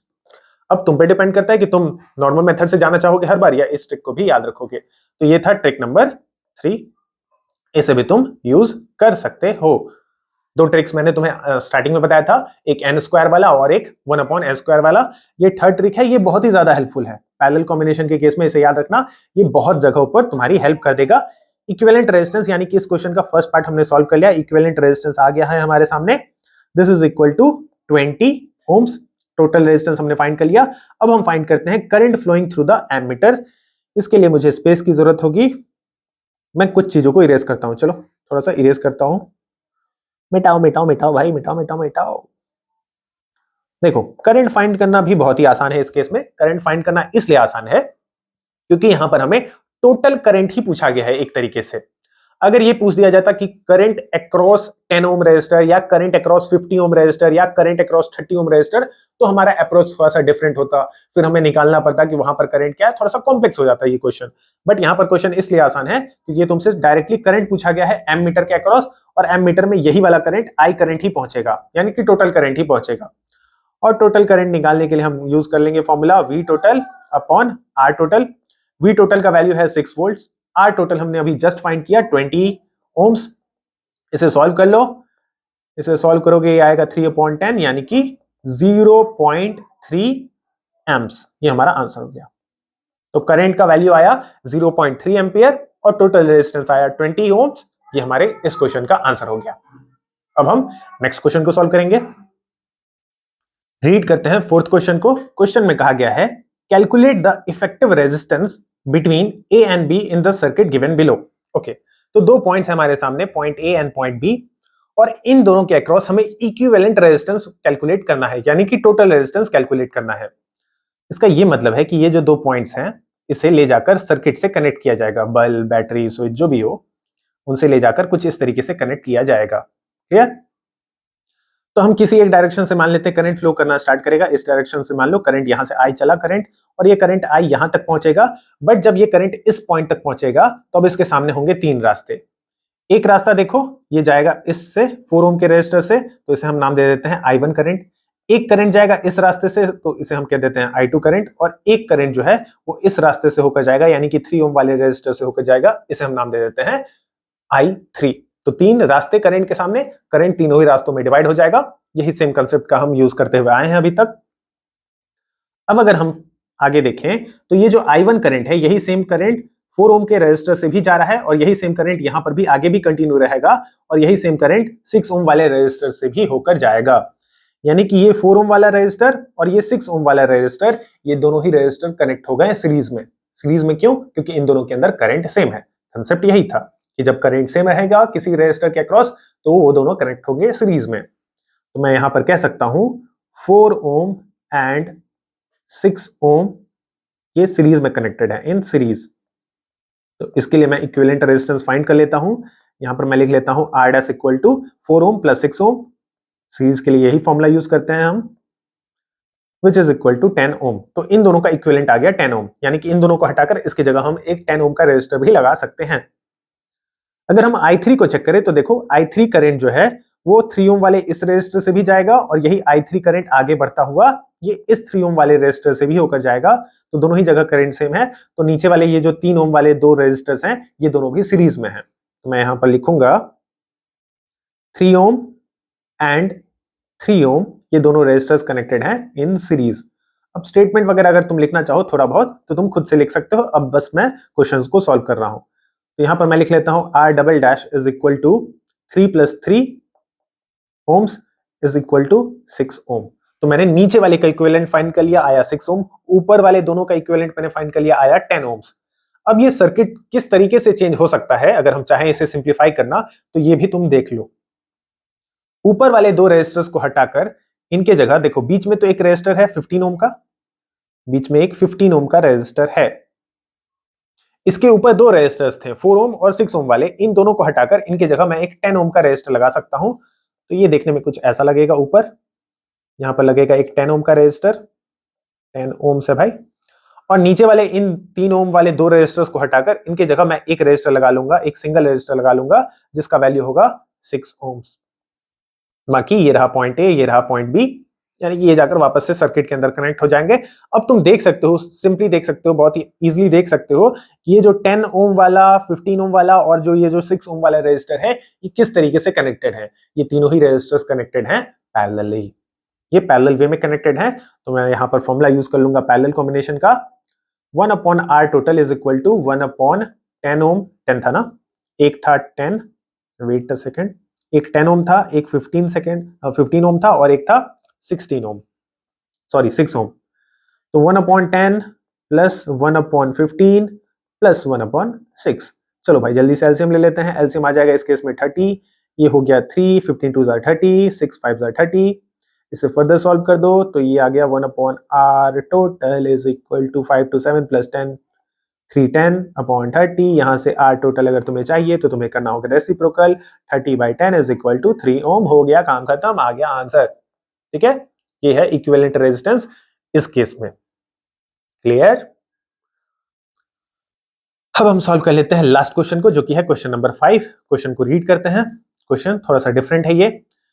3 resistors 2 ohm A B and C, यानी कि हमारे सामने 3 रेजिस्टर्स हैं ए बी और सी, और तीनों का रेजिस्टेंस हमें गिवन है 2 ओम्स। ये भी है 2 ओम्स का, और लास्ट वाला ये भी है 2 ओम्स का। तीनों का रेजिस्टेंस सेम है 2 ohm. Are connected in such a way that the total resistance of the combination is 3 ohm. तो इस क्वेश्चन में इस बार हमें टोटल रेजिस्टेंस पहले से ही दे दिया गया। अभी तक के क्वेश्चन में हमें टोटल रेजिस्टेंस फाइंड करना होता था, ये हमें टोटल रेजिस्टेंस पहले से ही दे दिया गया। Show the arrangement of 3 resistors and justify your answer. Okay, तो क्वेश्चन यहां पर थोड़ा सा डिफरेंट है। क्वेश्चन में तुम्हारे सामने 3 रेजिस्टर्स दे दिए गए और तीनों का इक्विवेलेंट तुम्हें दे दिया गया, और तुमसे पूछा गया है शो द अरेंजमेंट। तुम्हें अरेंजमेंट दिखाना है कि ये तीनों रेजिस्टर्स जो हैं वो सीरीज में कनेक्टेड हैं या पैरेलल में कनेक्टेड हैं या मिक्स टाइप का कॉम्बिनेशन है। यहां पर किस तरीके से ये रेजिस्टर्स कनेक्टेड हैं वो तुम शो करके दिखाओ, डायग्राम ड्रॉ करके दिखाओ, ताकि इनका इक्विवेलेंट 3 ओम आ जाए। ओके, तो चलो हम इसे हिट एंड ट्रायल मेथड से सॉल्व करते हैं। हमें नहीं पता कि ये सीरीज में कनेक्टेड है, ये पैरेलल में कनेक्टेड है, या ये मिक्स्ड कॉम्बिनेशन में है। हम स्टार्ट करते हैं। पहले हम मान लेते हैं कि अगर ये तीनों रेजिस्टर्स जो हैं वो सीरीज में कनेक्ट होते हैं तो इनका इक्विवेलेंट क्या आता? इक्विवेलेंट आता 2 + 2 + 2 which is equal to 6 ohm. तो 6 ओम तो इक्विवेलेंट नहीं है, आंसर तो हमें 3 ओम लेकर आना है, यानी कि ये तीनों रेजिस्टर्स सीरीज में कनेक्टेड नहीं है। हम पैरेलल में चेक करते हैं कि ये तीनों रेजिस्टर्स अगर पैरेलली कनेक्टेड होंगे तो इनका इक्विवेलेंट क्या आएगा। तो मैं यहाँ पर पैरेलल वाला फॉर्मूला यूज करूंगा। Just a second. मैं यहाँ पर फॉर्मूला लिखूंगा 1 resistance in parallel is equal to 1/2 + 1/2 + 1/2। LCM आ गया 2, ऊपर आ गया 3। रेजिस्टेंस इन पैरेलल मैं लिखूंगा 2 divided by 3 which is equal to 0.66 ohms. But ये तुम्हारा आंसर नहीं है, आंसर तो हमें लेकर आना है 3 ओम्स का। तो ना तो ये तीनों रेजिस्टर्स सीरीज में कनेक्टेड हैं और ना ही ये तीनों रेजिस्टर्स पैरेलली कनेक्टेड हैं, यानी कि यहां पर हो रहा होगा मिक्स्ड कॉम्बिनेशन। कुछ रेजिस्टर्स इन तीनों के अंदर हो सकता है कि 2 रेजिस्टर्स जो हैं वो सीरीज में कनेक्ट हो और एक पैरेलल हो उनके साथ, या ऐसा हो सकता है कि 2 रेजिस्टर्स पैरेलल में कनेक्ट हो एक सीरीज में हो उनके साथ। तो हमें नहीं पता, हमें चेक करना होगा हर बार। इस तरीके का क्वेश्चन कभी भी आ जाए, ऐसा ही सेम एक क्वेश्चन तुम्हें एनसीईआरटी बुक में भी देखने को मिल जाएगा। तो ऐसे क्वेश्चन में हम चेक ही करते हैं, हम गेस ही करते हैं कि क्या आंसर हो सकता है, कौन कौन से पैरेलल में कनेक्टेड हो सकते हैं और कौन कौन से रेजिस्टर सीरीज में कनेक्टेड हो सकते हैं। अब तुम पर डिपेंड करता है कि तुम कितने समझदारी से इस चीज को गेस कर लेते हो। और तुम जितने ज्यादा क्वेश्चन सॉल्व करोगे तुम्हें आइडिया लग जाएगा कि कौन कौन से सीरीज में हो सकते हैं, कौन कौन से पैरेलली कनेक्टेड हो सकते हैं। तो मैं यहां पर मान लेता हूं लेट ए एंड बी, ये जो 2 रेजिस्टर्स हैं इसे मैं मान लेता हूं बी कनेक्टेड इन सीरीज। मैं इन दोनों को सीरीज में मान लेता हूं। तो अगर मैं इन दोनों को सीरीज में कनेक्ट करूंगा तो यहां पर आर इक्विवेलेंट क्या आएगा, resistance of A plus resistance of B मुझे ऐड करना होगा, which is again 2 ohm + 2 ohm which is 4 ohms. तो ये 4 ओम्स आ गया। ए एंड बी को अगर मैं सीरीज में मान लेता हूं और इसके साथ मैं मान लेता हूं कि लेट जो ये जो सी वाला रेजिस्टर है be connected in parallel with equivalent of A and B.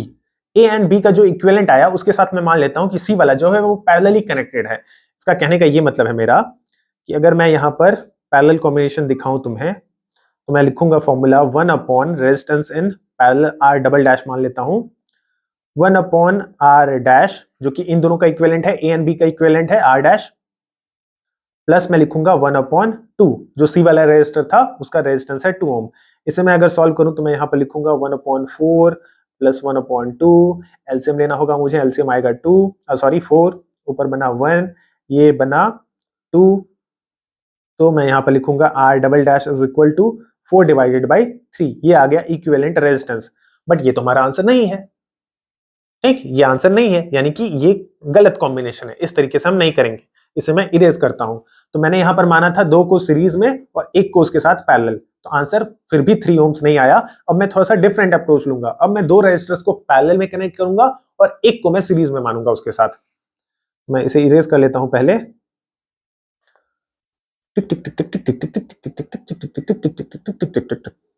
अब मैं मानता हूं कि let A and B connected in parallel.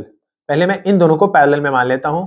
तो पैरेलल कॉम्बिनेशन के लिए मैं लिखूंगा R dash is equal to 2 ohms into 2 ohms upon 2 plus 2 which is 4 ohms. मैंने वो शॉर्टकट ट्रिक वाला फॉर्मूला लगा दिया, तो ये आया 4 plus 4 divided by 4 which is equal to 1 ohm. तो इक्विवेलेंट आया यहाँ पर ओम्स।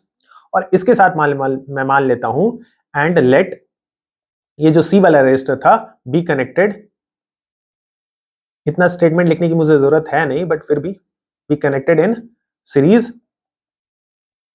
विथ आर डैश, यानी कि ए और बी के इक्विवेलेंट के साथ इसे मैं सीरीज में मान लेता हूं। तो अगर मैं इसे सीरीज में मानूं तो मैं आर टोटल पूरे सर्किट के लिए लिखूंगा आर डैश प्लस सी वाला resistance of C which is equal to 1 ohm plus 2 ohm. 1 ohm कहां से, आर डैश की वैल्यू है 1 ओम और आरसी का जो वैल्यू है वो 2 ओम्स, तो आंसर आ गया 3 ओम्स। और यही तुम्हारा आंसर है, ये माइनस साइन नहीं है भाई, एक सेकेंड। ठीक, यही हमारा आंसर है, यही हमें लेकर आना था 3 ओम्स। तो ये 3 ओम्स कैसे आया, इसे मैं डायग्राम की हेल्प से तुम्हें समझाता हूं। हमने यहां पर माना है 2 रेजिस्टर्स ए एंड बी को पैरेलल में कनेक्टेड हमने माना है। ये है रेजिस्टर ए, ये है रेजिस्टर बी, इसे हमने पैरेलली दिखाया। और एक रेजिस्टर को हमने इसके साथ सीरीज में दिखाया, रेजिस्टर सी को, और बाद में ले जाकर हम इसे सर्किट से कनेक्ट कर देंगे। यहाँ बैटरी है, ये स्विच है। तुम डायग्राम थोड़ा अच्छा बना लेना, बस हो गया। यही हमें शो करना था। रेजिस्टर ए जो है वो भी 2 ओम्स का है, रेजिस्टर बी जो है ये भी 2 ओम्स का है, और रेजिस्टर सी जो है ये भी 2 ओम्स का है। इसके बाद अगर तुम चाहो तो एक स्टेटमेंट भी लिखकर बता देना कि resistor A and B connected in parallel and resistor C is connected in series with their equivalent. और इन सभी को सॉल्व करने पर रेजिस्टेंस आ रहा है 3 ओम्स। और यही क्वेश्चन में भी हमें गिवन था कि हमें 3 ओम का रेजिस्टेंस लेकर आना है। तो 3 ओम का रेजिस्टेंस तब आएगा जब 2 रेजिस्टर को हम सीरीज में पैरेलल में कनेक्ट करेंगे और उसके साथ एक रेजिस्टर को हम सीरीज में कनेक्ट करेंगे। तो ऐसा क्वेश्चन जब भी आ जाए, इस टाइप का क्वेश्चन जब भी आ जाए, क्वेश्चन नंबर 5 जैसा, तो तुम्हें ये हर बार हिट एंड ट्रायल मेथड की हेल्प से चेक करना पड़ेगा। ओके, और जितने ज्यादा क्वेश्चन तुम सॉल्व करोगे तुम इजीली गेस कर ले जाओगे। तो इसके साथ ही ये लेक्चर हमारा यहीं पर खत्म हो जाता है, कॉम्बिनेशन ऑफ रेजिस्टर्स का। हम लोगों ने सारी चीजें आई होप कि कवर कर ली, तुम्हें सारी चीजें समझ में आ गई होंगी। फिर भी कोई डाउट रह जाए, कोई कंफ्यूजन रह जाए, तो कमेंट सेक्शन ऑलवेज ओपन। कोई दुख दर्द पीड़ा हो तो आओ कमेंट सेक्शन में बातें करते हैं। इस लेक्चर में फिलहाल इतना ही। महादेव।